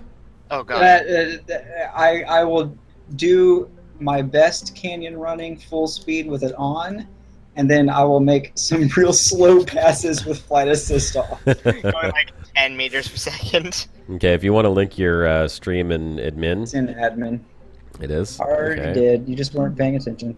I was You were too busy I was a building little busy. rockets. I was a You little get busy. fair liquid bottles building rockets or something. Admin. Washing up liquid bottle. Where is it? Here we go. Alright, folks, give me 1 second here. Let me Or get something. Shibuka admin. Washing up liquid bottle. Stream. There's going to be a little bit of an echo there because I had to turn off Shibuka's stream sound, which had our Hey, stream Shibuka, sound are you on in it. open? I believe I am. Kaboomka. Okay. Yes, Kaboomka. I Kaboomka. love that one. Alright, Yes, cool. I am an open. Alright. I will head into open, and I will meet you at Pomechi. Coming into the planet right now. Let's see what this baby looks like. Crazy. Alright, I'm getting I'm so excited Shibuka's for this. stream up here. I think the deepest canyon that we saw there was like 20 kilometers deep. Oh my gosh. Something like that, yeah. That's yeah, ridiculous. It takes aerial and then shoves it into the dirt. Like I said, Oh, you can enter Super Cruise from inside the canyons with the walls on your side. It's pretty cool when you get to do that. It is really cool. Alright, here we got Shibuka up there, and I will go like this. Order, move up, and we'll put Kerbal. Oops. Put Kerbal up in the corner here, so Orbit Oh. lines off. while we watch Shibuka murder himself. Oh dear lord, this is wonderful. Yep, and I'm gonna meet him in a moment if my ship would land so I can get back into it. You have Kerbal Space Goo with you, so we can do science, right? I do. Good. We can send those minions out into space. Oh my gosh. Just All throw right. some pods in the canyon, see what happens. I mean, really, this is ridiculous. I told you, man, it's super crazy. It looks really cool in a picture, but you can't experience it up until you're there. It's a really cool place. Once you get into the depths of the canyons, the amount of atmosphere or dust rather produced from the game, it's pretty cool looking. Yeah, it's super dusty. That is an incredible looking planet, I gotta say. Let's do, it's right around that time, we'll do a little bit of shameless promotion here. Before we promote the different channels, do you guys from some Small Worlds Expedition, do you guys have a website, or is there a forum post that you'd like us to link? So We have that- a Reddit post, but that's just like promoting it. We don't have Not- sign up yet. Not as of yet. We're actually, and speaking of, we will be opening registration this evening. So we have that to look forward to, and all through this week, actually, we will be posting on Reddit and on the forum. So if you're around, definitely pay attention to Reddit and the forums. 'cause You it'll have an be active Reddit post currently? Not. We produced one last week just for a little bit of hype and opening up the Discord channel. My God. Beyond that, it should be tonight and tomorrow. You'll see a lot of stuff come up. We're just finalizing stuff today. Okay, well, we do have a lot of people in the stream that don't actually use Reddit, so what I'm hoping to do is provide them with a resource that they'll actually be able to find out more information about Small Worlds Expedition at the time that they want to. So aside from Reddit, is there any other way? Do you guys have a post on the official Frontier forums yet? Not as of A yet. Discord channel. I was gonna say we could give you the Discord channel? We do have the A Discord link channel. to the Discord channel There we would go. be fine. Okay, let's get a link to the Discord channel. At least that way we could put it in chat so everyone here has an opportunity to at least join in there if they want to and get more information from you guys. But guys, if you don't use Reddit, oh, Well done. yeah, well done. Good for you. You're certainly not missing out. If you do use Reddit, keep an eye on the official Elite Dangerous Reddit, as these guys will be posting more in the next day or so. And if you want to get involved in the Small Worlds Expedition, that's how you're going to do it. You're going to get in touch with one of these two folks here, Virtual Anomaly or XC News, which is actually XCNUSE, XC News. Those are the folks you want to talk to. So once again, Small Worlds expedition leaving on the 17th of September. There's quite a few people going. I think they set a roster already of around 200 folks and 200 commanders, and we'll have a link to their Discord it's already in there. Turgeon's already got that, so there's a link to their Discord right there. Next up, just a quick shameless promotion of our channels here. I'm sure most of you guys in the chat already have subscribed to all of our channels. If you have not, I am Commander Josh Hawkins, and joined by my co-host Shibuka and Turgeon. We are all content creators for Elite Dangerous, and as you can see, we do other things from time to time as well. Shibuka's got some cool videos up on his website with... what's that space game, the VR one you were playing, Shibuka? Isolation. Adrift. Adrift. Yes. Yeah, Drift, really cool if you want to see some of that in VR. Not take me, Alien Isolation. Not that one. And Shibuka crapping his pants on video. That's up there as well. Yes, But some of the small Adrift is prettier. worlders. Yeah. Some of the small worlders were treated to that video the other day when I was in chat. Yeah. Turgeon has an excellent series called Turgeon's Travels, which is incredibly funny. I don't know how he does it, honestly. I don't know. I think it's just too much free time, really. He has a defective mind. Defective mind. Beautiful A unique defective mind. And of course, those links will be in the description. Turgeon can also post them. Oh, he's already doing that. And then, of course, you have my YouTube channel, which features my Elite Dangerous exploration series, as well as other videos to come. And since I have been having so much fun playing Kerbal Space Program, I will probably have some type of Kerbal thing coming out showing the developments of my Kerbals. I'm sure everyone wants to watch your Kerbals developing. It's an interesting thing. It is very interesting. The Kerbals are a lot of fun. Yeah, have a look at me Kerbals. Come have a look at me Kerbals. I have a Kerbal right here in my pocket for you. Why don't you reach in there and grab that Kerbal? Oh dear! Wow. Is that just one of your rockets, or are you happy to see me? That's a solid state rocket. So, with that said, let's see Shibuka go flying through some canyons here while first of I all, build a I'm rocket and get some more science. Oh my gosh! I'm one jump away from Pomechi, Shibuka, so I will be there soon. All right, this is I'm ridiculous. in a yellow courier. I I'm decided out- to go yellow. It looks pretty nice. I'm on the ridge right now, and this is stupid awesome. Actually, one of the people in the chat, if Dexter7 is still around, he is the one that found this planet for us. I'm not sure if he found it himself or elsewhere, but he did link it to us, and we checked it out last night finally for the first time. If anybody wants me to, I will jump off the canyon again. Well, that would be a fun shot to get. You should do it. I will do it. Have to scream like a girl all the way down. 5 minutes later. Yeah. And to confirm, I did a flip. We had to space elevator. But did the back up. SRV? Oh yeah, we had. Well, not entirely back out, but yeah, I called my ship back down when I landed, and it landed up on this like plateau, but I couldn't get up, so we had to do like a rescue operation to get me up onto it.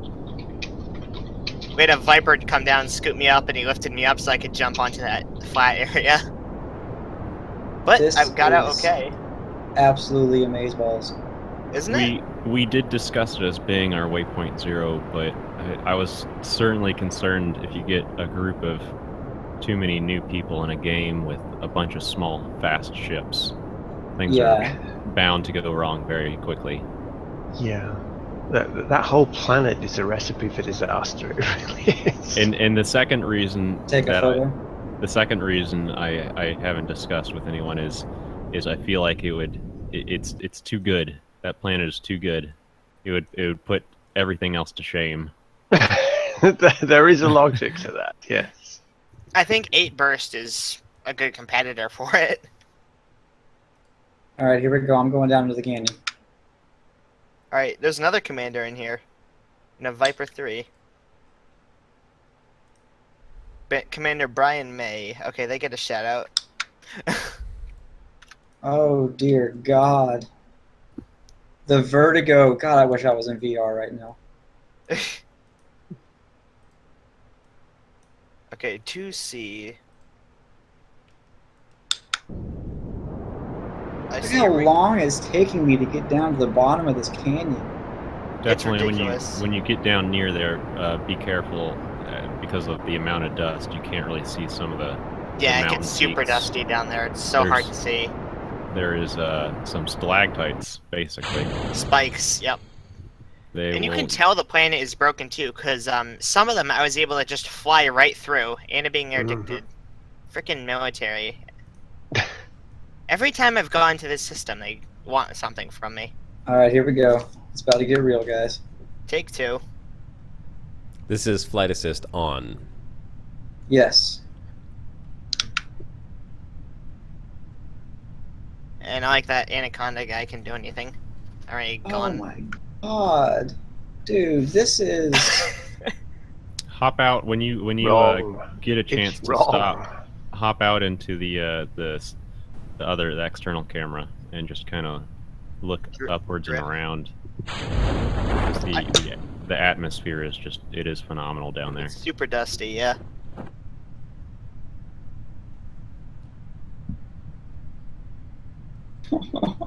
Guys. Alright, 500 light seconds. Getting close. This is awesome. Isn't it? Also, another interesting thing, the nearby station, Drexler Colony, it's one of those Coriolis stations that have the big pole going through it. Thank you, nice. Josh. What's that? Not stalactites. Josh Maxwell in the chat. Oh, okay. It's like you're Stalagmites grow up, stalactites grow down. There you go. All right, I'm gonna try a flight assist off maneuver as I get up here, see how it works out. I took one season of geology. I am ashamed. Woo! You can hop into Super Cruise if you didn't. That's crazy. Super Alright. cruising from within. Coming It- closer. Oh, I'm going down there next. Yeah. I wonder what the actual deepest canyon on this planet is, because I don't know. Oh, You'll dear probably be able to fly God. out the other side of the planet. That's what it looks like. Yeah. dig your way to China. This I don't think is- there's China on this planet, but whatever you say. After this last night, we actually went down to Nervy. Mount Nervous, Mount Nervy, Neverest. Nerva, whatever. Yeah, Mount Did- We Did should I check out just the, see the thing there. The Josh camp. Boomkins there rather than Kaboomka? Oh, yeah. On Well, Kerbal. once Boomkins. again, I was coming down very nice and gentle, and for some Yeah. reason, when it hit the side here, it blew up all my science equipment. Well, that's not good. What about the science pilot? for you? The pilot's fine. Look Oh, at him. He's that's just something. sitting there all hunky-dory like, hey, man, what's up? What happened, man? Yeah, I don't know. I lost There all was a the real science bright again. light, and suddenly I stopped moving, man. It's My unfortunate. science, man, it went everywhere. I'm about to drop out. All right. I think I spilled some science. I got a little bit of science, but just not a whole lot for that. That was shameful. Okay, Now, mind dropping you, out.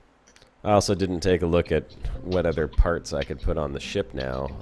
Okay, so you know what? For the last 15 minutes of the Brocast, first of all, we got to rename this ship the Quad Penetrator. Oh, jeez. Oh, dude, it's so dusty. It's so dusty. Like I said, be careful because those spikes do come out of nowhere. Huh. You're only coming up as a wing signal. Do I need to get closer? How far away are you? Like 27 clicks. Yeah, you probably need to get closer. Alright, flying towards you. And Yeah, it's we're getting super dusty. going to make a new ship in the last 15 minutes. This one is not going to be for well, I guess in a way it is going to be for science. But it's going to be a whole different type of science. What are you doing? It's what? Friday night, 3 a.m. science, is it? I see you, When everyone's Shibuka. had one too many. It's gonna be one of those. 3 a.m. science. It made sense at the time, man. Shibuka, I have visual. All right, guys, this is amazing.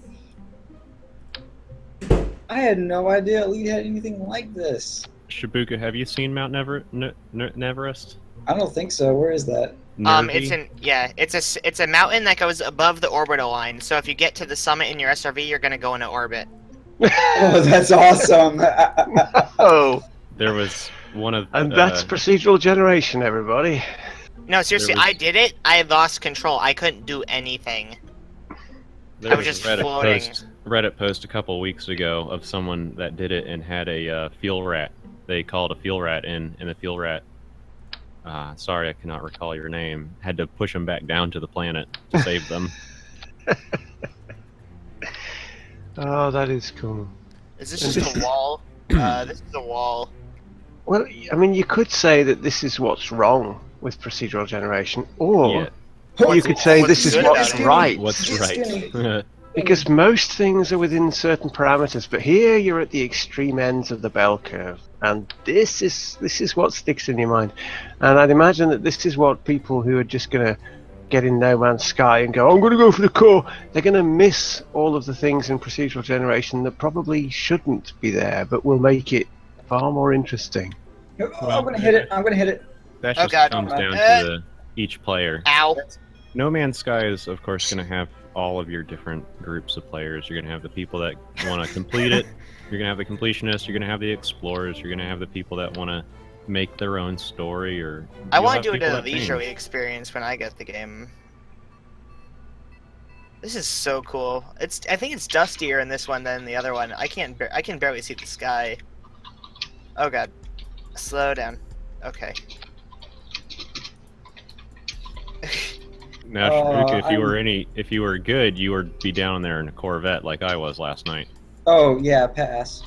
That's more like if I was rich. Oh, that's a wall. That's a wall. Oh. I saw that. You just pancaked. Okay, turning around. All right, here we go. I'm gonna go as fast as I can through this. Oh god, you're gonna die. I expect fireworks. They don't Lots call of me fireworks. Shaboomka for nothing. Oh, my first mistake. Oh, 18%. Oh, baby! That's gonna leave a bruise in the morning. Ouch. All right. Oh, I'm going the wrong way. Let me turn around. Yeah, that should go in the, Josh Maxwell's right, that should go in the list of famous last words that people have. That's a wall. Oh. I could finish you off. No, don't It finish me goes off. in I'm there. gonna- That's a wall, My everybody. visibility. You got to is be so careful about bad saying right you now. can finish a guy off on this channel. Oh. Finish him. So you got to remember who you're talking to. Brocast. I just built the penetrator, okay? It's a penetrator and you're talking about finishing a guy off. Yeah. Just saying. Just saying. God, go. That might be as close to eagle racing through caves. No! I'm gone. Oh, rip. I'm gone. I get my fireworks. Oh, I saw it. Jeez, he just went everywhere. Jeez. See, that's all you needed for your Oh, boy. neighbors. Just a little bit of noise. I hope you am. weren't that far off. Or a Diamondback Scout on the side of a wall. Oh, That'll man. do it too. Yeah, I I'm win. definitely 16 jumps out. So Oh, God. I'll be making it before 6 o'clock. But I am going back. That is getting bookmarked right now. Hey, you could come back and we can have our own fun. I gotta finish up this clipper stuff. I'm almost got my clipper now. Eat that, Josh. Meh, meh, meh. Whatever, Shibuka. Look what Ooh, I the just burn. built. Look what I just built. Here, I'm putting this back full screen for a second here. It's a rocket. Oh my god, no, that's not just a rocket, is it? I think it needs some Oh fins, dear God! honestly. We need to see what happens with this. It's gonna penetrate atmosphere. It really is. Oh, it's gonna penetrate. All right. It's penetrating something. Yeah, I don't know where this one's going, but it's gonna be awesome. So we just have to figure out the staging. Yeah, on I'm it. perfectly fine sitting on top of that. This is fine. I'm fine. This is yeah. fine. Does it need more fins? Always. More fins? rockets. It needs more. ship kits. Ship kits for days. All right, let's put some more fins on here too. I seriously can't see a damn thing. It is like just white, gray blobs in my Yeah, eyes. that's what was making it so difficult, but it was beautiful at the same time. So. Oh yeah, Got it. this is surreal looking. This is. I got another interesting thing for you too, Shibuka. Borrego Orbital. It goes through rings on a gas giant every half day, 0.4 days. Yeah, 0.4 days. So it does it 6 times a day. Oh my gosh. Okay, that looks good. I think the guy in this this cabin is going far. I think he's going places. I think he's boned. Think 6 so? feet under? Is that a place?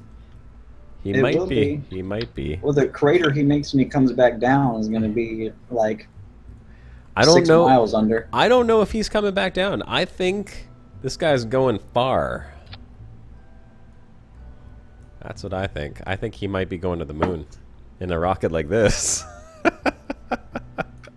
Oh my gosh. Oh boy. Okay. So I just got to figure out the staging. Are we going to start with the little rockets and then Go big or go home, son. go big or go home, huh? And then these ones, and then detach, and then that. Okay, so we need another one of those, and then the drogue chute. I think. Oh god, I got something The interesting. multi-nipple penetrator. On sale. Oh man. All right, I think Or it's is it ready to a, go. Coming this fall, rather. Oh, you lost some of your fins, dude.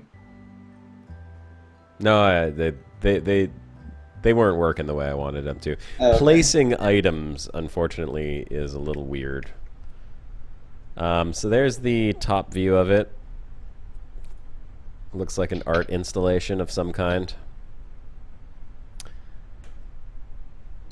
And it's the right time of the day for a launch. What do you say? Mm-hmm. Throttling up. Jebediah looks ready. Oh. He always looks ready. He's not right. Mission control here. We are prepped for launch. You ready? In 3, I'm ready. 2, 1. Go for launch. Oh my god. How's it going? It's it's going not. pretty It's good good. so far. We have thrust, that's Oh, for there sure. it took off. Yeah, there's no lack of thrust. All of those little rockets are going to pop off in a second, though. I'm making a panorama of this really cool. Hey Shibuka, you know how it had like these really thin bits separating some canyons? Yeah. I found a spot on one of those where I can land. I want to drive an SRV across it. There you go. I want to wait for you to get back though, because I mean you could stream it or something. Just trying to get better control of this thing. It's heating up like crazy, and it's starting to It's spin gonna a little bit. That's the Schlieren disturbance that's worrying me. Oh Slight my lack of God. aerodynamics. It doesn't look safe. Okay, we're taking heat damage. Totally, this is fine. Warning. Heat levels critical. Yeah, no kidding. Checking heat damage. Taking heat damage. Okay, look at that. We have achieved separation. There go those 4 rockets. So far, so good. And I'm onto my liquid fuel. And this thing is going so fast. I mean, if I take a look at where it's going, let's just see. Okay, well, it would actually crash down into the Earth, but we don't, or into Kerbin, but we don't want to do that. I think the audience wants you to. See if we can add a maneuver. I'd love to send this thing to the moon. Let's see if we can get to the moon. I don't know if we can. I don't know if I have You remember enough to fuel pack for... a lunch with it? You can get an orbit. Oh, I could definitely get an orbit. Oh, no, that's... I won't make it to the moon. Yeah, you're on the wrong side of Kerbal. Well... I like You the add a idea second of this. maneuver? You just send a rocket up and then decide where it's going. Yep. Yeah, I'm sure NASA would love that. Looks like it would end up... A press conference. So There. where's this rocket going, Professor? Well, we will decide haven't that once figured we have out left the... yet. We'll let you What's the know pur- once it launches. What's the Your purpose? tax dollar at work. Science. We're doing Yes, science. You wouldn't understand.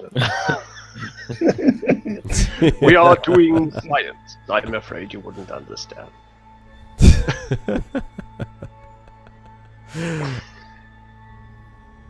Paul says it's tits up.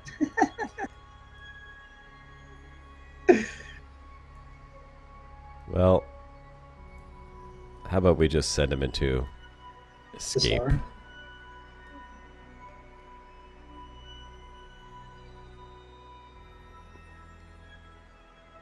He's still climbing. Never to be heard from again. You can do the Canadian mission to the sun. No, but you see, I believe before this broadcast is over that we can achieve the goal of sending Jedediah into orbit and returning him safely. You know how the Canadians plan to get to the sun, right? Oh god. No one? No. You No, do it I at know. night. Oh yeah, I remember that.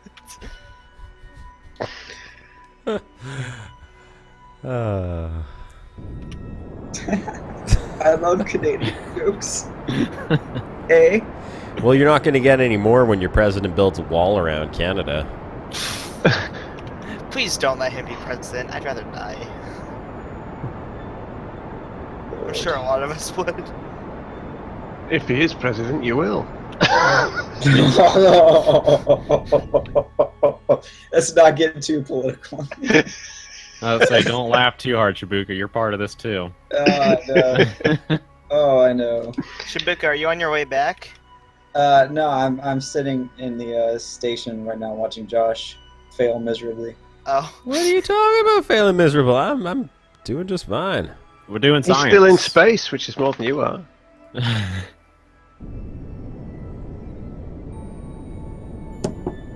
Trying to see if I can at least get into an orbit. I'm not going to the moon, apparently, but... Oh well. I'm working on making a panorama up where I landed. It's really cool looking.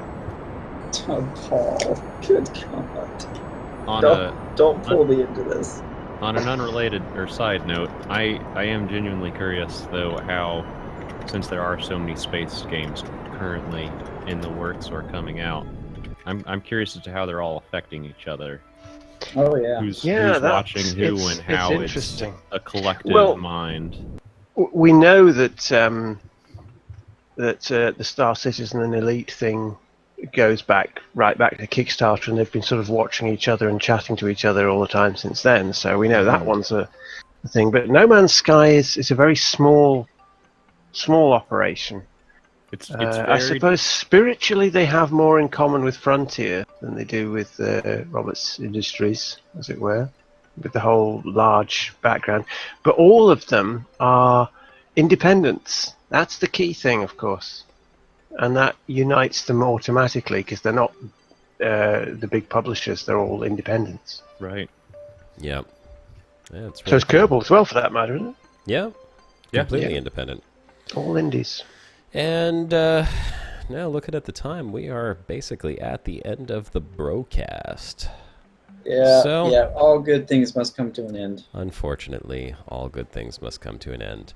But it looks like I was able to achieve a stable orbit around planet Kerbin right over here. You can see my Nice circular orbit with periapsis at 165,000 meters and my apoapsis at 243,000 meters. I will speed up the time just to allow him to go around the planet at least once, make a full orbit.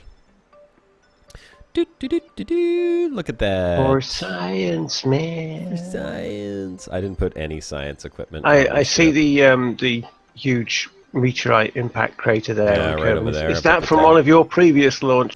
That was the test model of the ship we just flew, actually. It had more fins. Too many fins, perhaps. And now, let's see if we could bring him back down before we Oh god.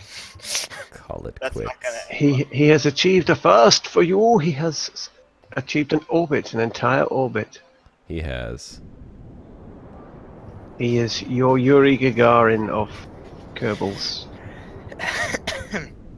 Let's see. We don't want to land him in Kerbal this Gagarin. mountainous range over here. We still have a little bit of liquid fuel. I can bring his landing point to... Benjamin Potts is interrogating us all. When is the next video? I think that's aimed at all of us. Well, we- Legacy will we've have a all- new one on Friday. Yeah, so Legacy's next Friday, and I'm sure I'll have come up with something by by And, next Friday. Yeah, as will I. I don't know what yet. As will I. But, I yes.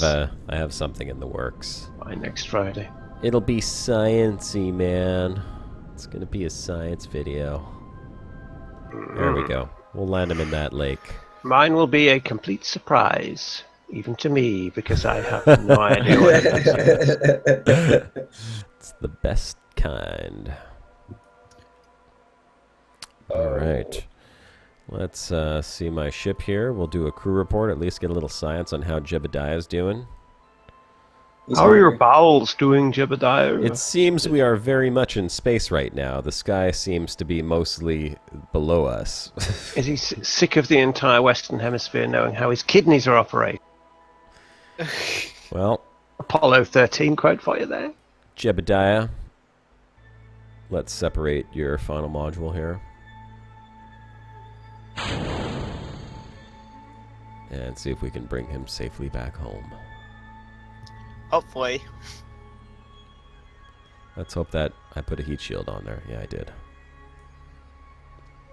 We'll speed this up a little bit.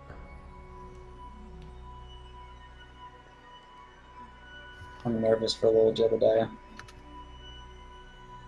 He's not. He's still very. This is fine.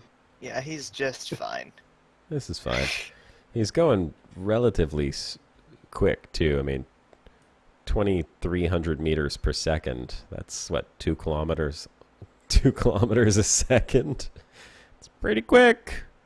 Pretty quick. He's coming down. This thing's going to heat up a lot. Oh, God. Well, at least 10 times slower than a meteorite. He should be fine. Right? Oh, there. It's starting to heat up. Oh, All God. right, Jebediah. He's like, wow! Wow! Look at that! It's so cool! It looks like in here. I am a firework. Looks hot. Looks hot.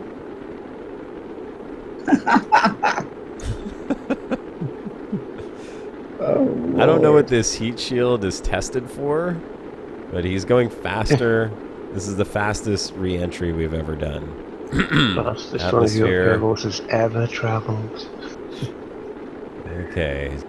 It's starting to slow down a little bit, but he's still going really quick. I think he's going to be okay. Oh, there's some heat damage. Okay, so there's a little bit of heat damage. Warning. I just heard the other, the booster rockets that ejected Taking just damage. came in and blew up. No, I think he's going to live. I think he's going to make it. Because the heat shield's holding. I don't see any more damage going there. As long as his parachutes aren't damaged, he's going to be okay.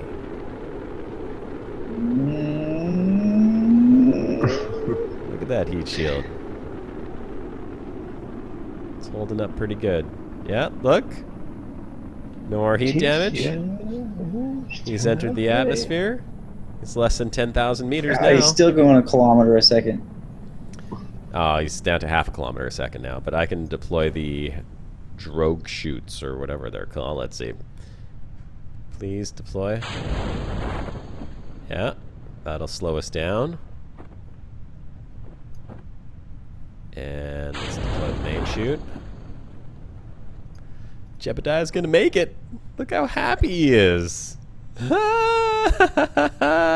hero. I did it. He's a Kerbal hero. He's a hero of the Kerbals. Metal First man in man. a stable orbit around the planet. I hope somebody's coming to get him. What's that main shoot deploying? It deploys at a very low altitude.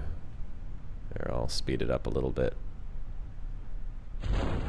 There it goes. Yeah, he's a kilometer above the planet. He is fine. Oh, He's in the Lord. middle of nowhere. It might take a couple Watch weeks it to send off a explode rescue right mission. when he hits. I'm pretty proud of myself, okay? I've done pretty good with keeping my Kerbals alive. Except for that one little mishap right at the beginning, but that was a staging error. That's all. It's not my fault he was sent into space with no parachute. Okay, I blame it on the engineers. The engineers did it. Come on down. Ever Nice so and gentle. slightly. Ever so Hey, woo! You did it, Jebediah! Yeah, he's cheering. You know what? Let's get a look at him before we say goodbye. Crew hatch. How do I get out of here? Oh, EVA. There we go. Space. Let's go. F climb out. Do do do. Whee! Da na na na na. We are the champions, my friends. There he is. And with that, A hero. I He wish has a I could long do way like home. a slash wave or slash bow, and Jebediah could take a little bow to all of the people watching this at home. No, he's got to take a hike all the way back. Yes, a slight walk home, but considering what he's been through, you know, how happy he was. Just I'm a sure he soft was walk, fine. just a few blocks. That's all. Nothing much. Well, ladies and gentlemen, boys and girls, as always, it was a pleasure having you on the Brocast. Yes, virtual news. Thank you guys so much for coming out talking about Small Worlds. I know It I'm was a excited pleasure. for it. Thank you for having us. Yeah, really appreciate you guys being on here, and you are official bros now, so we will add you to the bro list, and we'll get some updates on Small Worlds Expedition. Make sure that we keep you guys posted. If you guys want to let us know if there's anything specific that you want to be told or learn about it, or if you guys, Virtual Anomaly, if you guys want to let us know when something's happening, just give us a mention of it, and we'll shout it out on the Brocast next week or any other week coming up to prior to your launch. And it was a lot of fun having you on. For everyone in the chat, for all you folks, Andy K, Rodney Peters, like KFO, Millstone, Benjamin, Potts, oh my goodness, that's the only Josh Maxwell, Kyle Payton, Challenger 160. Yeah, we got to go through this long list. Well, XC and XC News, that's you. Okay. And, of course, my chat's not going to go that high. So, you know what? Everyone, you know who you are. Worsted Degree, Ablative, Richard Feynman, Jopofizz. Oh, I didn't even see Jopofizz was in there. Lightning Wing. All you guys, thanks so much for being a part of the Brocast again. You are the Brocast. So, this is Commander Josh Hawkins signing off, and we'll see you next Sunday on the Brocast. Peace, bro. I'll take it easy. See you guys.